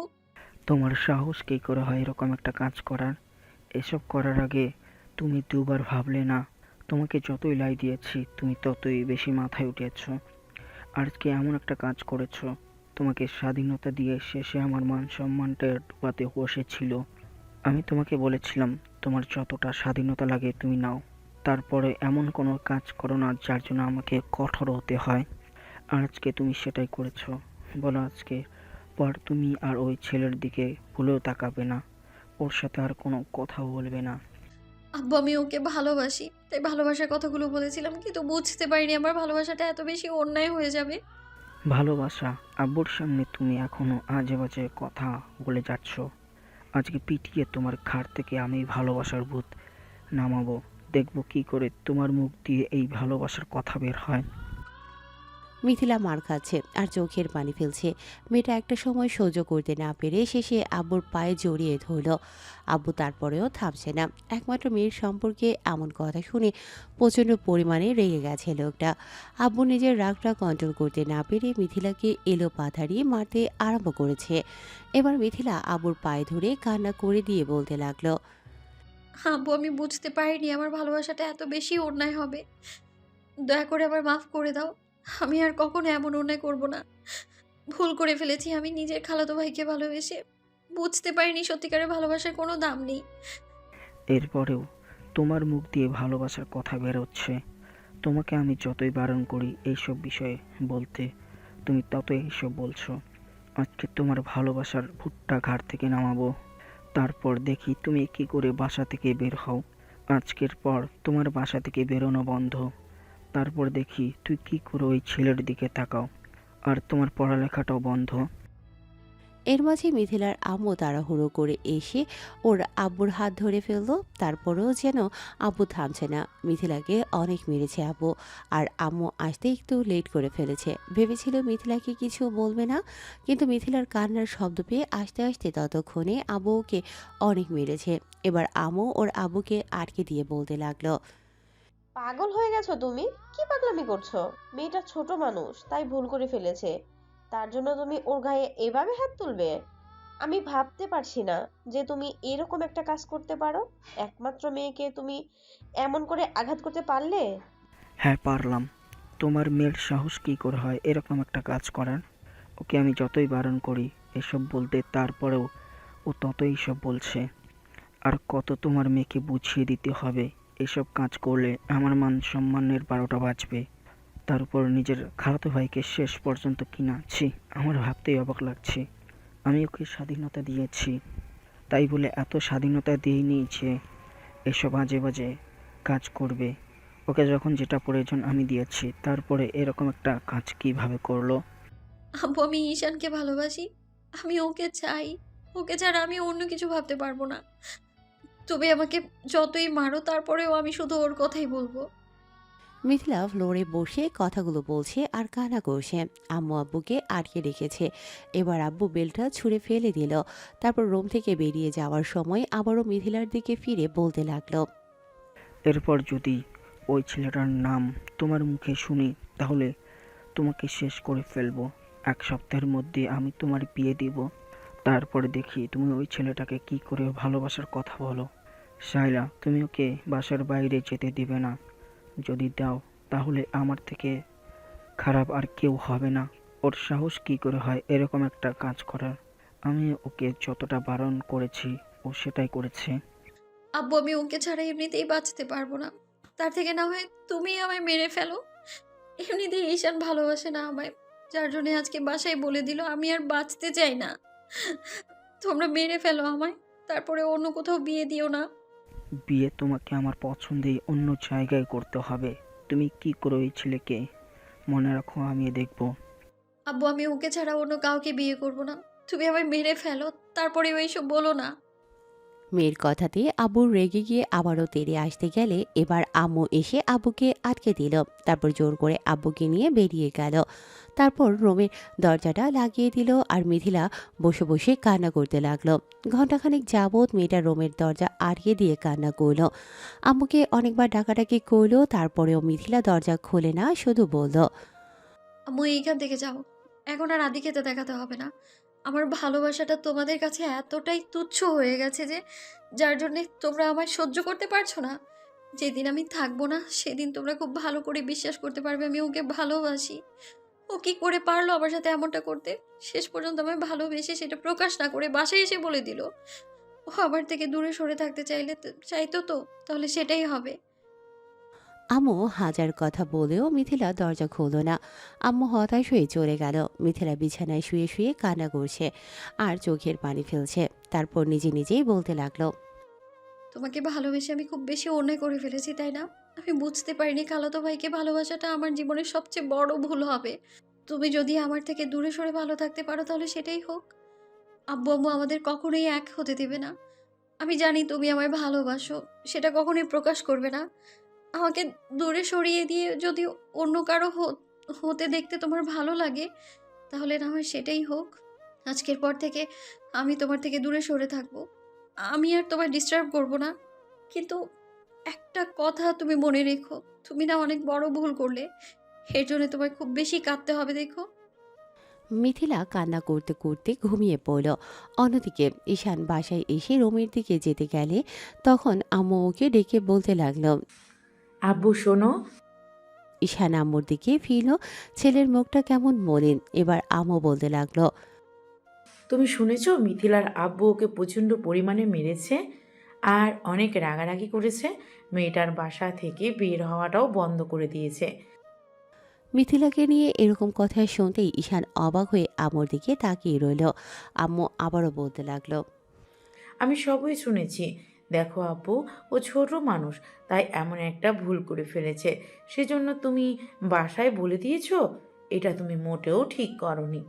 তুমি ওকে ভালোবাসো না, সেটা বুঝিয়ে বললেই হতো।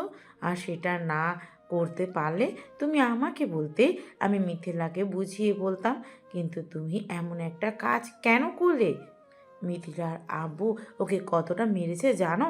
আর তোমাকেও ওই বাসায় যেতে বারণ করেছে। একটু আগে শায়লা ফোন করে আমাকে সবটা বলল। আম্মু, আমি চাই না এই সম্পর্ক হোক। তাছাড়া ও শুধু একতরফা ভাবে আমাকে ভালোবাসে। আমি তো ওকে বাসি না। তাছাড়া এই সম্পর্কটা ওর আব্বু কখনোই হতে দিত না।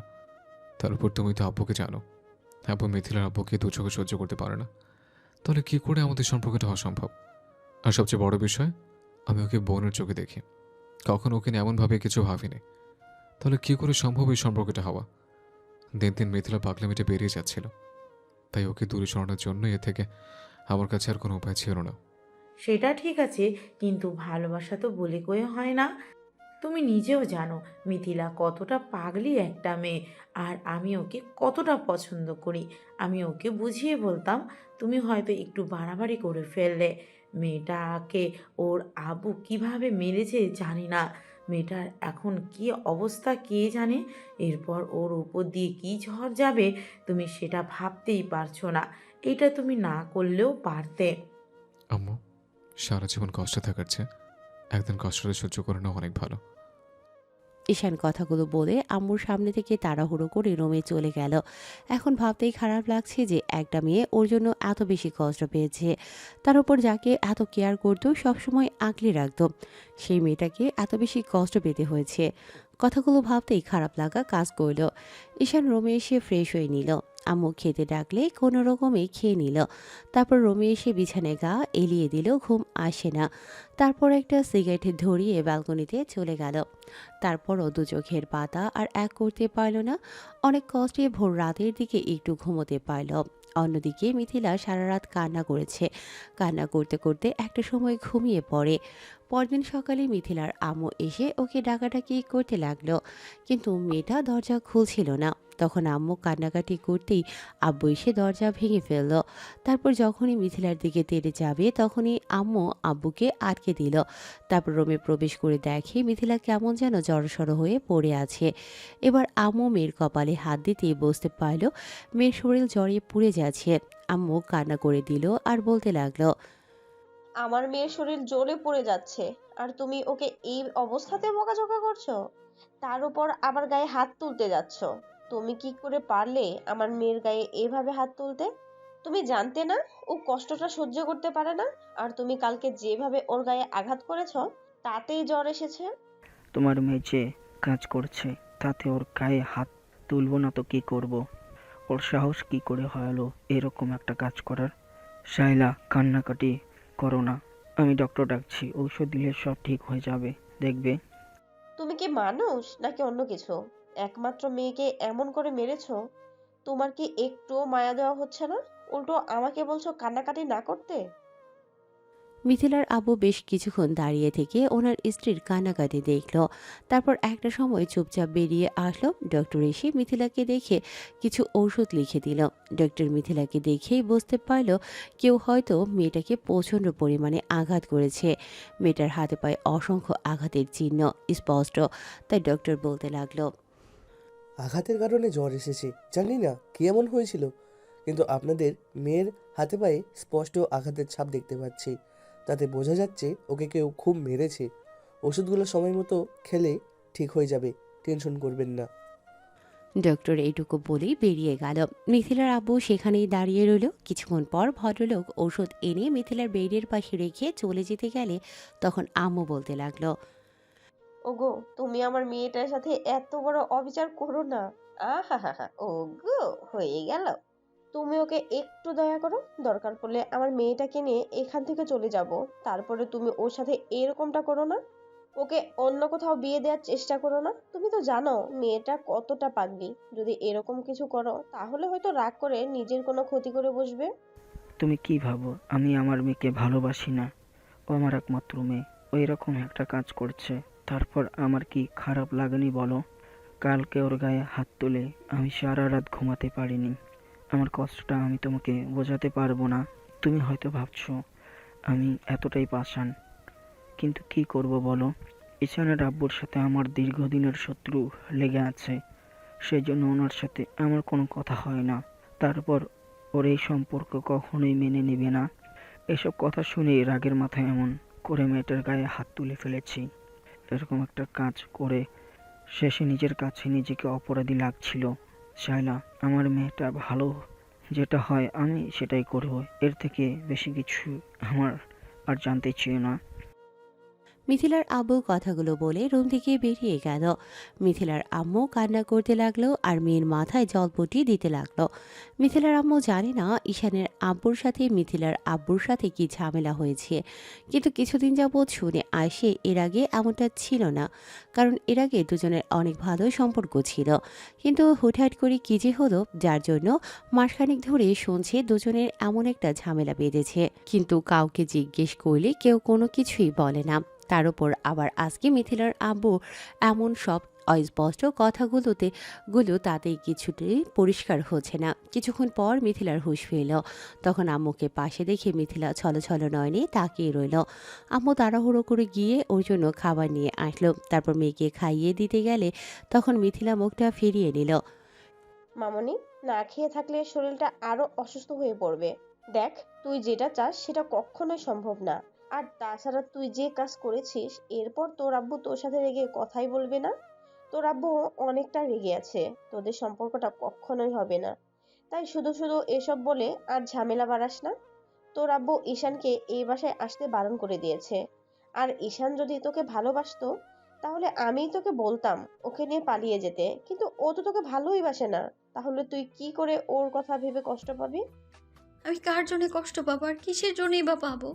যাকে ভালোবাসতাম সেই আমার ভালোবাসাটা বুঝতে পারেনি। বাদ দাও না এইসব কথা। আজকের পর থেকে আমিও সবটা ভুলে যাব। তোমরা যেখানে আমার বিয়ে ঠিক করবে আমি সেখানেই বিয়ে করে নেব। ঈশান আমার থেকে দূরে থাকতে চাইছে তো, তাহলে সেটাই হোক। যাকে এতটা ভালোবাসি তাকে বোঝাতে পারিনি, তাহলে আব্বুকে বুঝিয়ে কি হবে? আমি ভেবেছিলাম ও আমায় ভালোবাসে, সেটা প্রকাশ করলে তাদের সামনে আসবো, আমরা আমাদের সম্পর্কের কথাটা জানাবো, কিন্তু সবটা শুরু হওয়ার আগে শেষ হয়ে গেল। আমি তোকে প্রচণ্ড পরিমাণে ভালোবাসতাম, কিন্তু ভালোবাসার প্রতিদান হিসেবে কালকে আমাকে এই শাস্তিটা পেতে হলো। আমি আর চাই না এইসব নিয়ে কথা বলতে। আম্মু আব্বুকে বিয়ে ঠিক করতে বলো। আমি সুস্থ হয়ে গেলে বিয়ে করে এখান থেকে চলে যাব, তাতে হয়তো তোমরা অন্তত ভালো থাকতে পারবে। মেয়ের মুখে এরকম অভিমানী আর রাগের বশে বলা কথাগুলো শুনে আম্মু কান্না করতে লাগলো। আম্মু মিথিলাকে জোরপূর্বক অনেকক্ষণ বলে কয়ে একটু খাইয়ে দিল। মিথিলা ভাবলো কার উপর রাগ করে থাকবে, যাকে ভালোবাসতো সেই তো বোঝেনি, তাহলে আব্বু আম্মুর উপর রাগ করে থেকে লাভ কি? আর মিথিলা জানে আব্বু যেটা একবার বলবে আম্মু সেটাই শুনবে, তাই খাবারের উপর আর রাগ না করে খেয়ে নিল। এমন করে পুরো 5টা দিন কেটে গেছে। অন্যদিকে ঈশান মিথিলার খোঁজ খবর নেয়ার চেষ্টা করেছে ওর বান্ধবীর মাঝের মধ্যে, কিন্তু কেউ কোনো কিছু বলতে পারেনি, কারণ মিথিলা নিজেই বারণ করে দিয়েছিল। তার উপর ঈশানের এই বাসায় যাওয়া বারণ, তাই যেতেও পারেনি। অন্যদিকে মিথিলার আম্মুর থেকে ঈশানের আম্মু কিছুটা খোঁজ খবর নিয়েছে, আর এই 5টা দিনে মিথিলা প্রত্যেকটা রাতে কান্না করেছে। এতে যত্নে গড়া ভালোবাসাটা ব্যর্থ হয়ে গেছে বলে যাকে ভালোবাসে তাকে বোঝাতে পারেনি সেটা ভেবেই। অন্যদিকে ঈশান এখন আর রাতে ঘুমোতে পারে না। ওই ঘটনার পর থেকে যখন থেকে জানতে পেরেছে একটা মানুষ ওর জন্য এতটা কষ্ট পাচ্ছে, তখনই ওর বুকের ভেতর কেমন যেন একটা শূন্যতা আর হাহাকার কাজ করছে। কিন্তু কেন এরকমটা হয় সেটা ছেলেটা বুঝতে পারছে না। প্রতিদিনের মতো ঈশান কালকে এসে আজও মিথিলার বান্ধবীকে ওর সম্পর্কে জিজ্ঞেস করলে তখন নীলা বলতে লাগলো, কেন ভাইয়া বারবার মিথিলার সম্পর্কে জিজ্ঞেস কেন করছেন? আপনি নিজেই সেদিন সবই শেষ করে দিয়েছেন, তাহলে এখন আবার এইসব আদিক্ষেতা দেখাচ্ছেন কেন? আর কি করতে চান ওর সাথে? শেষ পর্যন্ত কিনা মেয়েটাকে এমনভাবে ওর আব্বুর হাতে মার খাওয়ালেন জানেন পুরো 5টা দিন ও জ্বরে ভুগেছে। মেয়েটা কষ্টটা সহ্য করতে পারে না, আর সেদিন আঙ্কেল ওকে এমনভাবে মেরেছে যেটা দেখেই খুব খারাপ লাগছিল। আচ্ছা ভাইয়া, একটা কথা বলেন তো, আপনাকে ভালোবাসাটা কি মিথিলার খুব বেশি অন্যায় ছিল? আপনার কি এমন সমস্যা ছিল মেয়েটাকে মেনে নিতে? আমি জানি না, তবে একটা কথা কি জানেন তো, ভালোবাসলে না মানুষটাকে ভালোবাসাটা দিয়ে তার মূল্য দিতে হয়। আর আপনি কষ্ট দিয়ে ওকে তার প্রতিদান দিয়েছেন। একটা সময় দেখবেন আজকে যে ভালোবাসাটা আপনি হারালেন না, সেটা আর কখনোই ফিরে পাবেন না। আজকে আপনি মিথিলার সাথে যেটা করেছেন না, ভবিষ্যতে আপনি এটা প্রকৃতির কাছ থেকে ফিরে পাবেন। কারণ জানেন তো, প্রকৃতি কাউকে ছাড় দেন না। আপনি ওকে যতটা কষ্ট দিয়েছেন তার থেকে দ্বিগুণ কষ্ট আপনি পাবেন। তখন বুঝতে পারবেন সেদিন মেয়েটা ঠিক কতটা কান্না করেছিল আপনার জন্য, আর কতটা কষ্ট পেয়েছিল। ভালোবাসার মানুষটা দূরে সরিয়ে দিলে প্রচণ্ড পরিমাণে কষ্ট হয়, আর সেটা আপনি একদিন বুঝতে পারবেন। তখন মিথিলা আপনার থেকে দূরে চলে যাবেন। আপনি যে ওকে ভালোবাসেন সেটাও বুঝতে পারবেন। নীলার বলা কথাগুলো ঈশান মাথা নিচু করে শুনছিল। ছেলেটার খারাপ লাগছে ভেবেই যে ওর জন্য মেয়েটাকে এমন করে কষ্ট পেতে হলো। যে মেয়েটার গায়ে হাত তোলা তো দূরে থাক, একটু রাগি চোখে তাকিয়ে কথা বলতো না, কখনো যার গায়ে ফুলের টোকাও পড়তে দিত না, সেই মেয়েটাকে ওর জন্যই মার খেতে হলো। ঈশান আর সেখানে থাকতে পারল না, কলেজ থেকে বেরিয়ে গেল। এমন করে পুরো দিনটা কেটে গেল। সারাদিন মিথিলা রুমে শুয়ে বসে কান্নাকাটি করে, খাওয়া দাওয়া তেমনভাবে করে না, আব্বুর সাথেও তেমন কথা বলে না। এখন আর কাউকে বোঝানোরও নেই, আর নিজেকেও বোঝানোর নেই। যখন সব শেষে এটাই বুঝতে পারলো, তখন নিজেকেও বুঝিয়ে নিয়েছে যেটা হবার নয় সেটা নিয়ে না ভাবাই ভালো। কিন্তু মন তো বেহায়া, যাকে এতটা ভালোবেসে তার করা অবহেলা আর তার দেয়া কষ্টটার কথা ভাবলেই কান্না পায়। মেয়েটা সারাদিন কান্না করে। সপ্তম দিনের মাথায় মিথিলার আব্বু ওর জন্য একটা ছেলেকে ঠিক করে ফেলল, আর ছেলে বেশ ভালো করে বিয়েটাও পাকাপাকি করে পাকা করে ফেলেছে। ছেলে মিথিলাকে ছবিতে দেখেই পছন্দ করেছে, তাই বিয়ের দিন তারিখ পর্যন্ত আব্বু ঠিক করে এসেছে। 7 দিন পরে বিয়ে। আব্বু মিথিলার রুমে এসে দেখে মেয়েটা বিছানায় শুয়ে আছে। তখন আব্বু ওর সামনে ছেলের ছবিটা দিয়ে বলতে লাগলো, 7 দিন পর তোমার বিয়ে। এই ছেলেটা তোমাকে ছবিতে দেখে পছন্দ করেছে, অনেক ভালো ছেলে, ওকে বিয়ে করে নাও, অনেক সুখে থাকতে পারবে। আব্বু ভয় পেও না, তোমরা যার সাথে আমার বিয়ে দেবে আমি তাকেই বিয়ে করে নেব। আমার আর কোনো এক্সপেকটেশন নেই, আর না কাউকে বোঝানোর আছে। তোমাদের কাউকে যখন বোঝাতে পারিনি তখন নিজেকে বুঝিয়ে নিয়েছি আমি। তোমরা চিন্তা করো না, আমি উল্টাপাল্টা কোনো কাজ করব না, আর বাসা থেকেও পালিয়ে যাব না। তোমরা যার সাথে পারো যখন খুশি তখন আমায় বিয়ে দিতে পারো। আব্বু কিছুক্ষণ মেয়ের মুখের দিকে তাকিয়ে থেকে রুম থেকে বেরিয়ে যেতেই মিথিলা রুমের দরজা আটকে দিয়ে ফুপিয়ে কান্না করে উঠল, আর বালিশে মুখ গুজিয়ে বলতে লাগলো, ভুল সময় ভুল মানুষকে ভালোবেসেছিলাম। আমার ভালোবাসায় হয়তো কোনো কমতি ছিল, যার জন্য এরকম করে দিনের পর দিন আমায় কষ্ট পেতে হচ্ছে। আমি জানি না এই কষ্টের শেষটা কোথায়। হয়তো আর কখনোই আমার কষ্টটা শেষ হবে না। সোনার চামচ মুখে নিয়ে জন্ম নিয়েছিলাম, তো কষ্টটা কী জিনিস সেটা আমি বুঝতে পারিনি, কিন্তু একজনের মায়ায় পড়ে গিয়েছিলাম। ব্যাস, আমার সব স্বপ্ন সব আশা সবটা শেষ হয়ে গেছে। এখন শুধু শরীরটাই পড়ে আছে। শেষ নিঃশ্বাস যেদিন ত্যাগ করব সেদিন আর এই কষ্টটাও হয়তো থাকবে না। আমিও শেষ অবধি দেখে যাব ও আমায় কতটা ইগনোর করতে পারে আর আমাকে কতটা অবহেলা করতে পারে। আমিও দেখতে চাই, আমিও আমার ভালোবাসাটা তো একদিন রিয়েলাইজ করতে পারবো। আর সেদিন অনেক বেশি কান্না করবে, তারপরেও আমি তোমার হব না। এটাই হবে তোমার জন্য শাস্তি। আমার ভালোবাসাটা বুঝতে পারার পরেও তুমি আমায় দূরে সরিয়ে দিয়েছো। আমিও দেখব কি করে আমার থেকে দূরে সরে গিয়ে তুমি কি করে ভালো থাকতে পারো। মিথিলা কথাগুলো বলছিল আর কান্না করতে লাগলো। সেদিনই ঈশান বাসায় এসে আম্মুর মুখে শুনতে পেল মিথিলার নাকি বিয়ের কথা চলছে। এমন কিছু শুনেই ঈশান আগ্রহ নিয়ে আব্বু আম্মুর সামনে এসে দাঁড়ালো আর বলতে লাগলো, আব্বু আম্মু, তোমরা কার বিয়ের কথা বলছো আর কি বলছো? আমি তো কিছু বুঝতে পারছি না।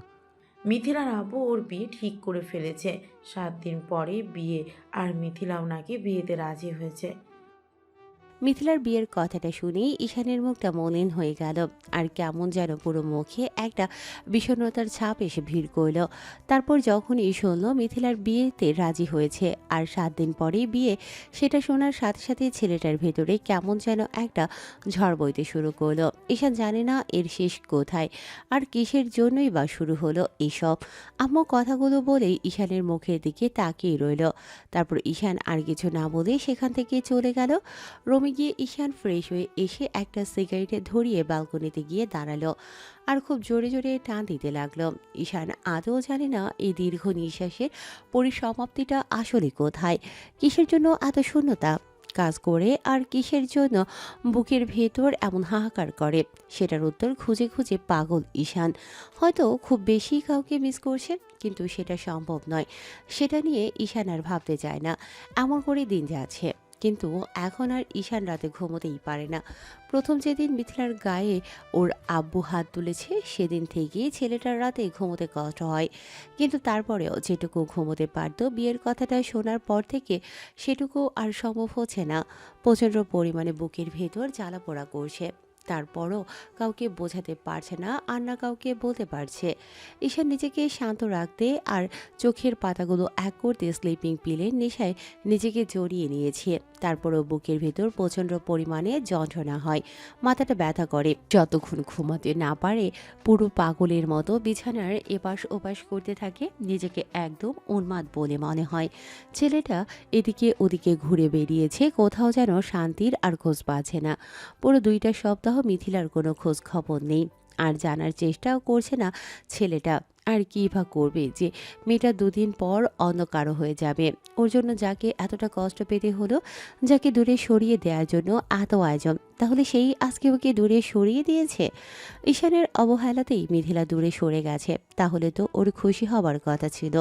কিন্তু কেন যে খুশি হতে পারছে না ঈশান জানে না। এভাবে দিন কাটছে আর ঈশানের মনের অবস্থা পুরো নাজেহাল হয়ে যাচ্ছে। যতই ভাবছে কয়েকটা দিন বাদেই সেই মেয়েটার বিয়ে হয়ে যাবে, যে ওকে 1000বার ভালোবাসার কথা বলেছিল। 2 দিন বাদে তাকে দূরে চলে যেতে হবে, আর চাইলেও সে ওর সামনে আসবে না। আর সেদিনের পর থেকে ঈশান আর মিথিলার মুখটা দেখা তো দূরে থাক, মেয়েটার নম্বর থেকে একটা কল পর্যন্ত আসেনি। ঈশান এখন সব সময় ফোনটা চেক করতে থাকে, সারাক্ষণ ফোনটা হাতে নিয়ে বসে থাকে। কখন মেয়েটা একবার কল দেবে, হয়তো একটাবার ফোন দিয়ে বলবে ওর সাথে এমন কেন করলো ঈশান, কিন্তু না, সেটাও হচ্ছে না। ঈশান বিয়ের আগের দিন ঘুম থেকে উঠে বিছানায় বসে আছে। এর মাঝে আম্মু এসে রুমে দাঁড়াতেই ঈশানের ফোনটা বাজতে লাগলো। রিসিভ করে কানে দিতেই ওপাশ থেকে রাজ বলতে লাগলো, কিরে, কোথায় তুই? আর কি হয়েছে রে তোর? কি সমস্যা? আমাদের সাথে দেখা করিস না, অন্য কোথাও ঝামেলা পাকিয়েছিস, তার জন্য আমাদের এড়িয়ে যাচ্ছিস? না রে, তেমন কিছু না। আসলে শরীরটা তেমন ভালো নেই, কেমন যেন লাগছে। আর সবে মাত্র ঘুম থেকে উঠলাম। যেটার জন্য এত কিছু, সেটাই তো এখন তোর থেকে দূরে সরে গেছে। তাহলে এমন মন খারাপ করে থাকার মানে কি? এখনই আড্ডার জায়গায় আয়, আমরা আড্ডা দিতেছি। অনেক দিন আসিস না, এখন অন্তত এগুলো বাদ দে না। আজ বাদে কাল মেয়েটার বিয়ে, বিয়ে হয়ে গেলেই আর তুই ওকে দেখতে পাবি না। আর কেউ তোর সামনে এসেও বারবার নিজের ভালোবাসার কথা বলবে না। আর আমার জানা মতে ওই দিনের পর থেকে মিথিলাকে ওর আব্বুর বাসা থেকে বেরও হতে দেয়নি। মেয়েটা তোর সামনেও আসেনি, এমনকি তোর সাথে যোগাযোগ পর্যন্ত করেনি। তুই এত সব জানলে কি করে? তুই ভুলে গেলেও আমি আমি আবার মনে করিয়ে দিই। ওর ফ্রেন্ড নীলার সাথে আমার পুরো 6টা মাস যাবৎ অ্যাফেয়ার চলছে। আমি নীলাকে জিজ্ঞেস করতেই ও সবটা বলেছে। এখন এসব কথা বাদ দে আর আড্ডায় আয়। রাজ কলটা কেটে দিতেই ঈশান বিছানায় ফোনটা রেখে আম্মুকে উপেক্ষা করে ওয়াশরুমে চলে গেল। তারপর ফ্রেশ হয়ে এসে একটা শার্ট গায়ে চাপিয়ে দিয়ে রুম থেকে বাসা থেকে বের হয়ে গেলে আম্মু বলতে লাগলো, আব্বু, খেয়েও বেরোবে না? না, এখন আর খাবো না। দুপুরে এসে খাবো। অনেকটা বেলা হয়ে গেছে। তার উপর ওরা বসে আছে, সময় মতো না গেলে সবে চলে যাবে। ঈশান বাসা থেকে বেরিয়ে গেল। আম্মু ওর যাওয়ার দিকে তাকিয়ে রইল, বুঝতে পারলো ছেলেটা কতটা কষ্টে আছে। এত কিছু বোঝার পরেও দাঁতে দাঁত চেপে সবটা সহ্য করে যাচ্ছে। কি আর করার, দীর্ঘশ্বাস ফেলা ছাড়া আর কোনো উপায় নেই। সারাটা দিন ঈশান বন্ধুদের সাথে আড্ডা দিল। একমাত্র রাজ বুঝতে পারলো ঈশানের মনটা খারাপ। আর কি জন্য খারাপ সেটা হয়তো ওকে বলে দিতে হবে না। ঈশান যখন বাসার দিকে আসতে যাবে তখন রাজ বলতে আরম্ভ করলো, ঈশান, তুই কি সবটা ভেবে চিন্তেই করেছিস? সব কিছু এখনো কি তোর মনের মতোই চলছে, নাকি তোর মনের মধ্যে তোলপাড় চলছে? হঠাৎ এসব কথা বলছিস? তোর কথার আগাগোড়া আমি কিছু বুঝতে পারছি না। অবাস্তব কিছু বলছি না, যেটা তুই বুঝতে পারছিস না। আমি শুধু এটুকুই বলছি যে মিথিলাকে তুই যে ইগনোর করলি, সেটা যে এখন তোর মন মতোই হয়েছে।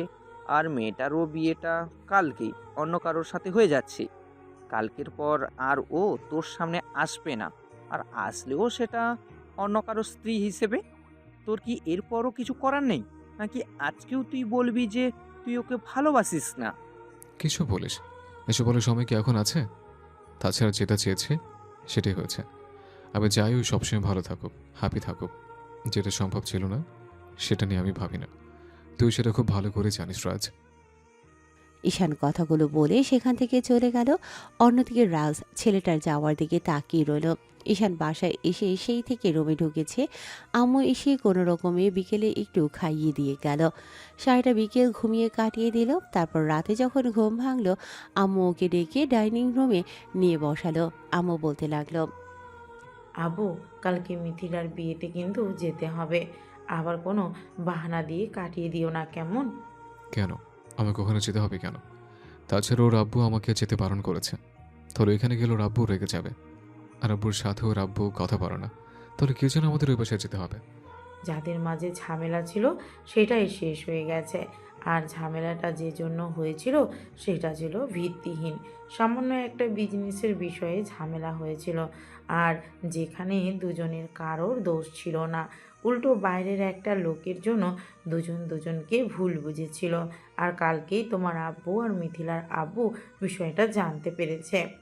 তারপর দুজনে মিলে গেছে নিজেদের ভুল বুঝতে পেরে। এমন একটা কথা শুনে ঈশান বিস্ময় দৃষ্টিতে আব্বুর দিকে তাকিয়ে রইল। তখন আব্বু একটু হেসে বলল, মিথিলার আব্বু কিন্তু খুব করে তোমাকে যেতে বলেছে আমাদের। তুমি ওর ভুল করার আগে সেটা ধরিয়ে দিয়েছো। তার জন্য ওর আব্বু অনেক খুশি হয়েছে। তোমার উপর এখন আর উনি কারো উপর রাগ করে নেই। হয়তো তোমাকে ওই বাসায় যেতে বারণ করেছিল, কিন্তু সেটা তোমাদের ভালোর জন্যই। আর মিথিলা যেন পাগলামি না করতে পারে সেজন্যই।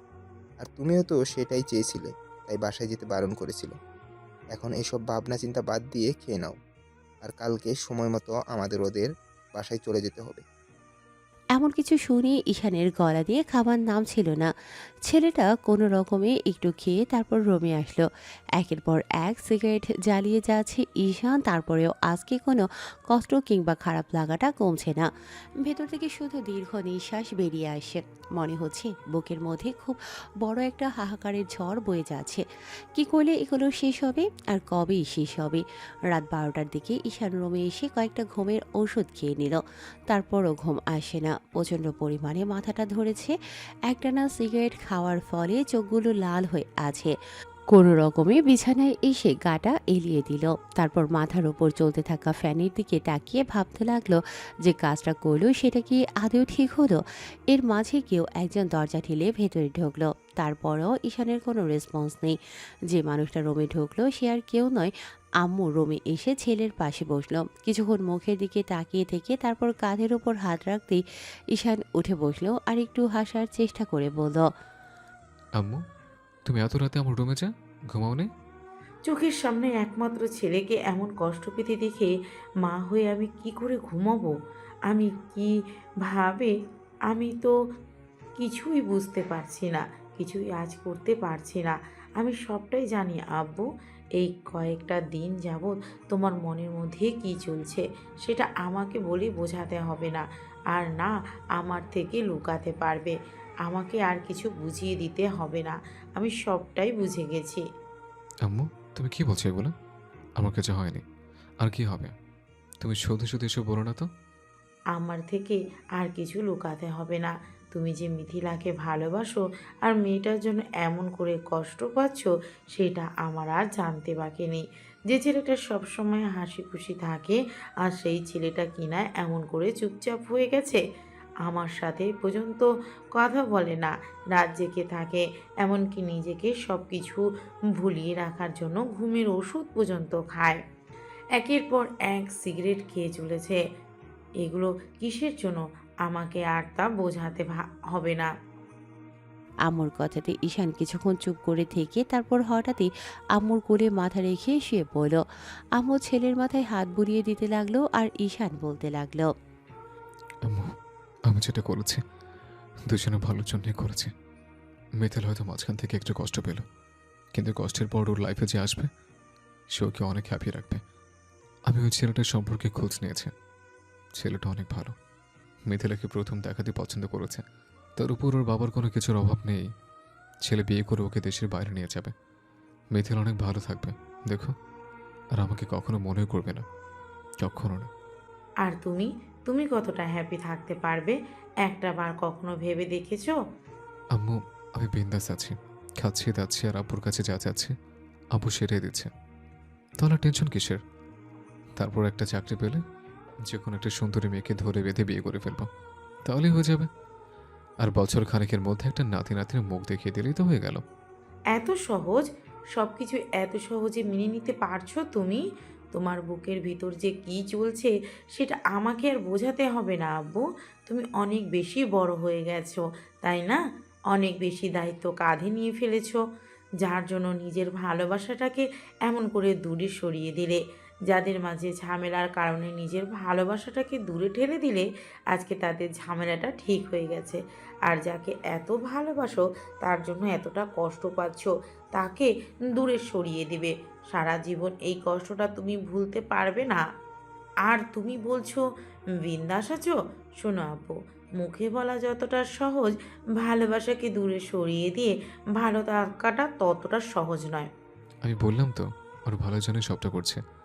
আমি ওকে নিয়ে এমন কিছু ভাবিনি, তাহলে ওকে ভালোবাসবে কি জন্য?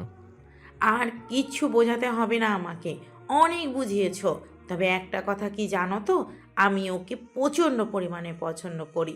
তুমি যদি একটা বার বলতে তুমি ওকে ভালোবাসো, বিয়ে করতে চাও, তাহলে আমি ওর আব্বু আম্মুর হাতে পায়ে ধরে হলেও ওকে তোমার বউ করে আনতাম।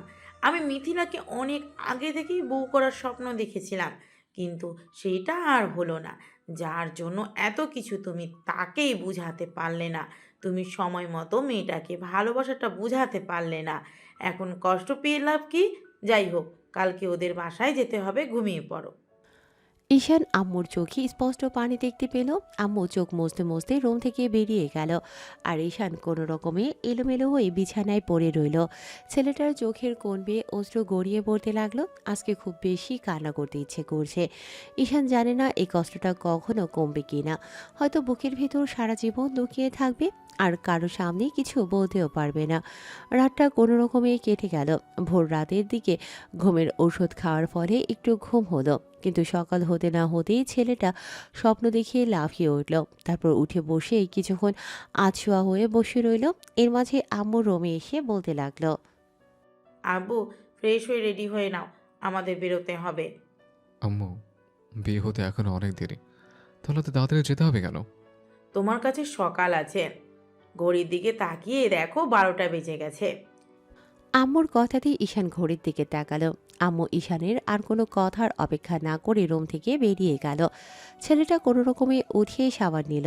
চোখের পানিটা শাওয়ারের সাথে ভেসে যাচ্ছিল, কিন্তু সেটা কেন নিজেও জানে না, হয়তো কিছু হারানোর আশঙ্কায়। ঈশান চুপচাপ কিছুক্ষণ শাওয়ারের নিচে দাঁড়িয়ে ভিজল, তারপর রুমে এসে রেডি হয়ে নিল। ঈশান রেডি হয়ে রুমের বাইরে আসতেই দেখলো আব্বু আম্মু রেডি হয়ে বসে আছে। তারপর আর কি, মিথিলাদের বাসায় চলে গেল।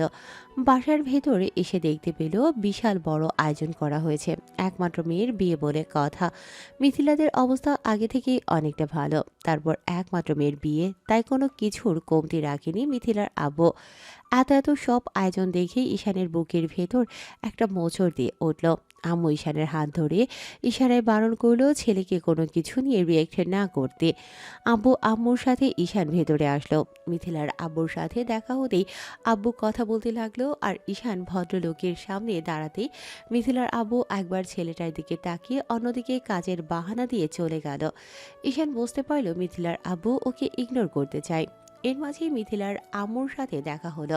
খালামণি ঈশানকে দেখেই একটু হাসার চেষ্টা করে বলতে লাগলো, এতক্ষণে তোদের আসার সময় হলো?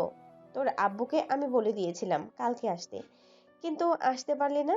আমার একমাত্র মেয়ের বিয়ে আর তুই আসলি না? কাজের ভয়ে পালিয়ে পালিয়ে বেড়ালি আব্বু? না মানে খালামণি, ওই একটু শরীরটা খারাপ ছিল, সেজন্য আসতে পারিনি। আচ্ছা, কাল আসিসনি সেটা না হয়ে গেল, কিন্তু আজকে যখন এসেছিস তখন নিজের বোন ভেবে আমার মেয়েটাকে উঠিয়ে দিস। আর আজকে যখন এসেছিস তাহলে হাতে হাতে সব কাজ করে এগিয়ে দিস, কেমন?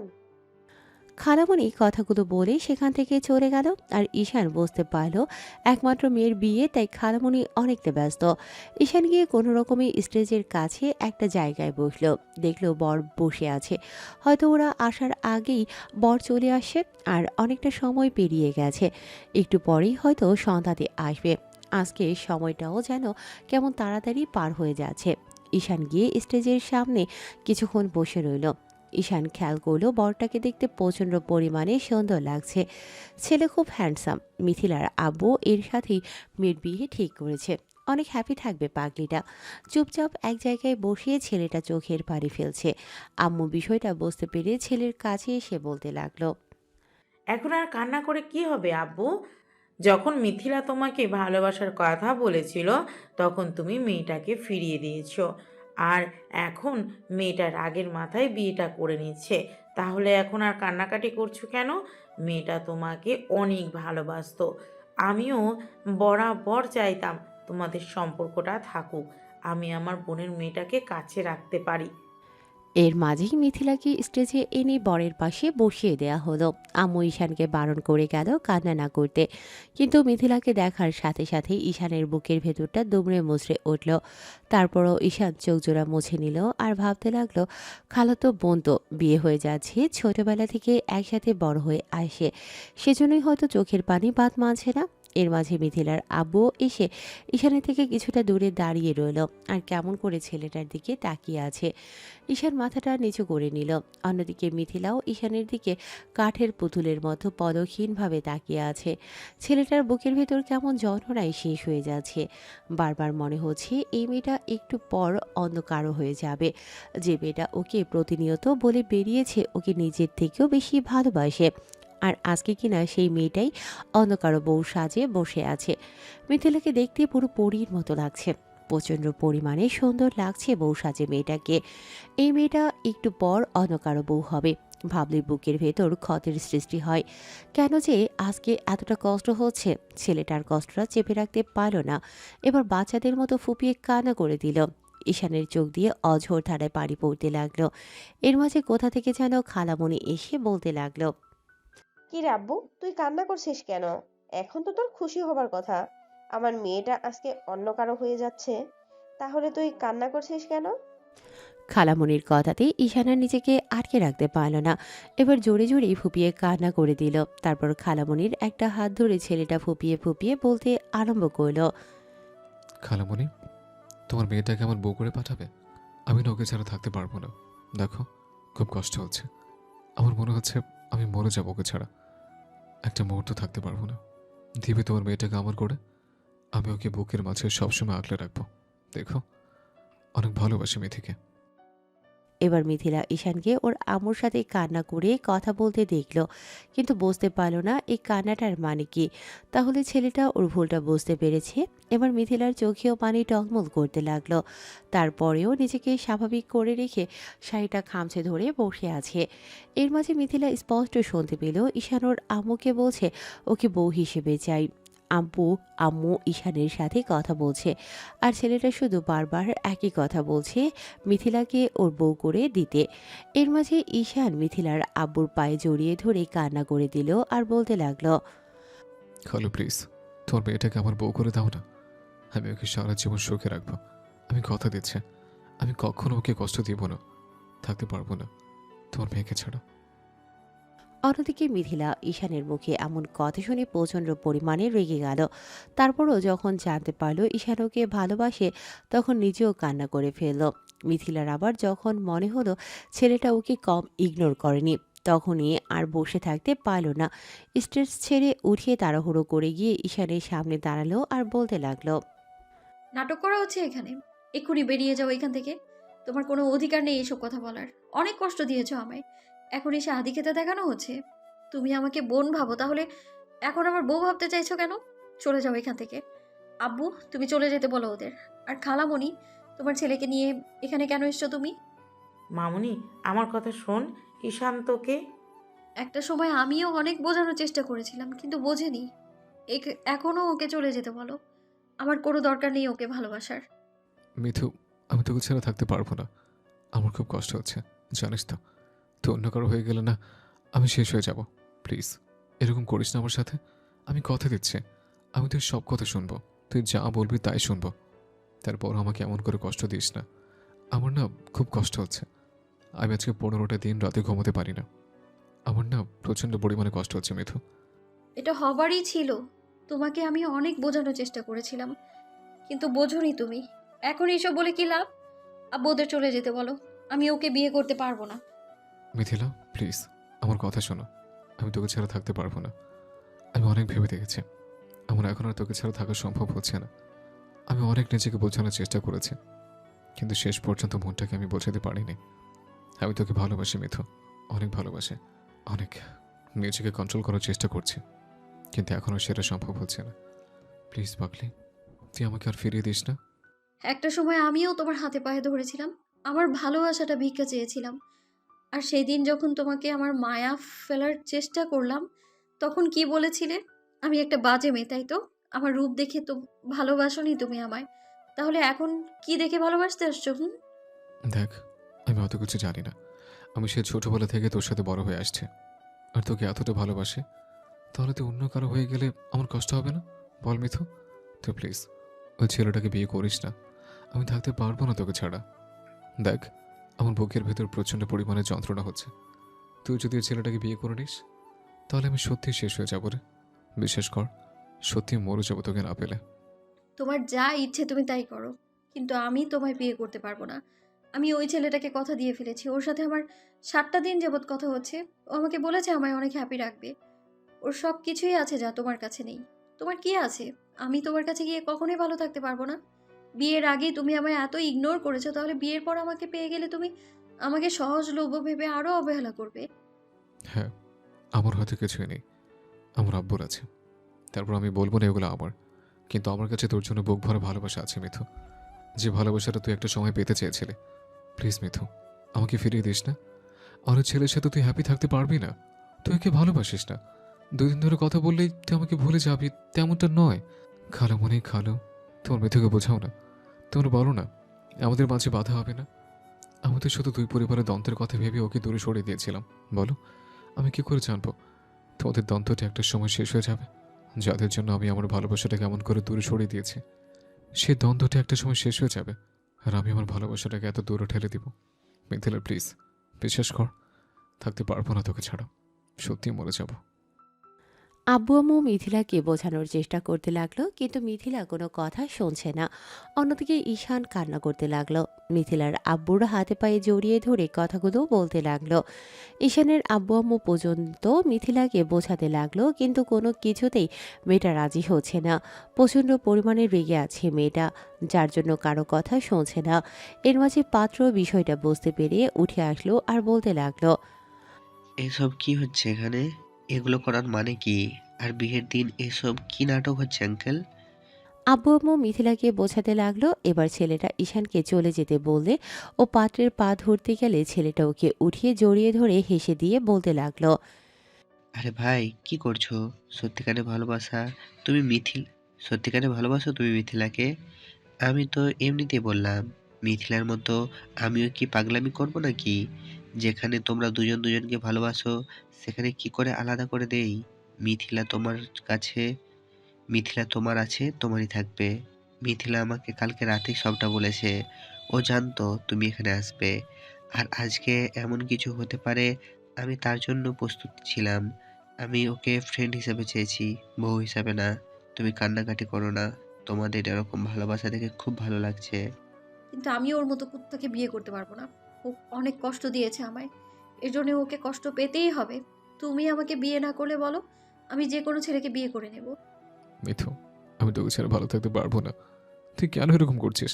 আমাকে একটু বোঝার চেষ্টা কর। আমি বলেছি না, আমি তোমায় অনেক কষ্ট দেব। তুমি আমাকে যতটা কষ্ট দিয়েছো তার থেকে দ্বিগুণ কষ্ট তুমি পাবে। আমি কখনোই তোমায় বিয়ে করব না। আচ্ছা দিও। তারপর ওকে এখন এভাবে ইগনোর করো না। দেখতে তো পাচ্ছ তোমার বরটা কত কান্নাকাটি করছে। তুমি তাকে ভালোবাসো। বিয়ের আগে বলেছিল তোমার ভালোবাসে না, কিন্তু এখন বুঝতে পারছে তোমাকে কতটা ভালোবাসে। আর কালকে রাতেও তো তোমার সাথে আমার কথা হলো।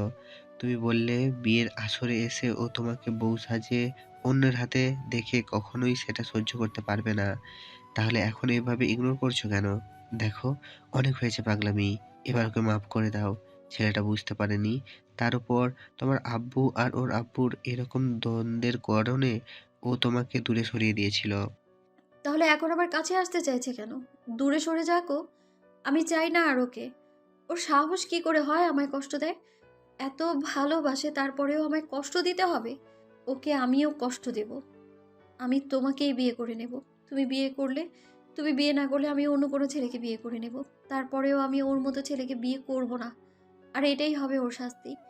ও আমাকে অন্য কারো হয়ে যেতে দেখবে, সেটাই ওর জন্য সবচেয়ে বড় শাস্তি হবে। আমি বাঁচতে পারবো না মিথু। তুই এখান থেকে অন্য করে বই হয়ে যাওয়ার আগে আমার শেষ নিঃশ্বাস বন্ধ হয়ে যাবে। তুই প্লিজ আমাকে এমন করে কষ্ট দিস না। তাহলে সেদিন আমার কতটা কষ্ট হয়েছিল তুমি এখন বুঝতে পারছো? তোমার জন্য আমাকে কতটা মার খেতে হয়েছে জানো? সব তোমার জন্য হয়েছে, আর আজকে আদি খেতাও দেখানো হচ্ছে। এখন তোমার ভালোবাসাটা উপচে পড়ছে। আমার চাই না এই ভালোবাসাটা।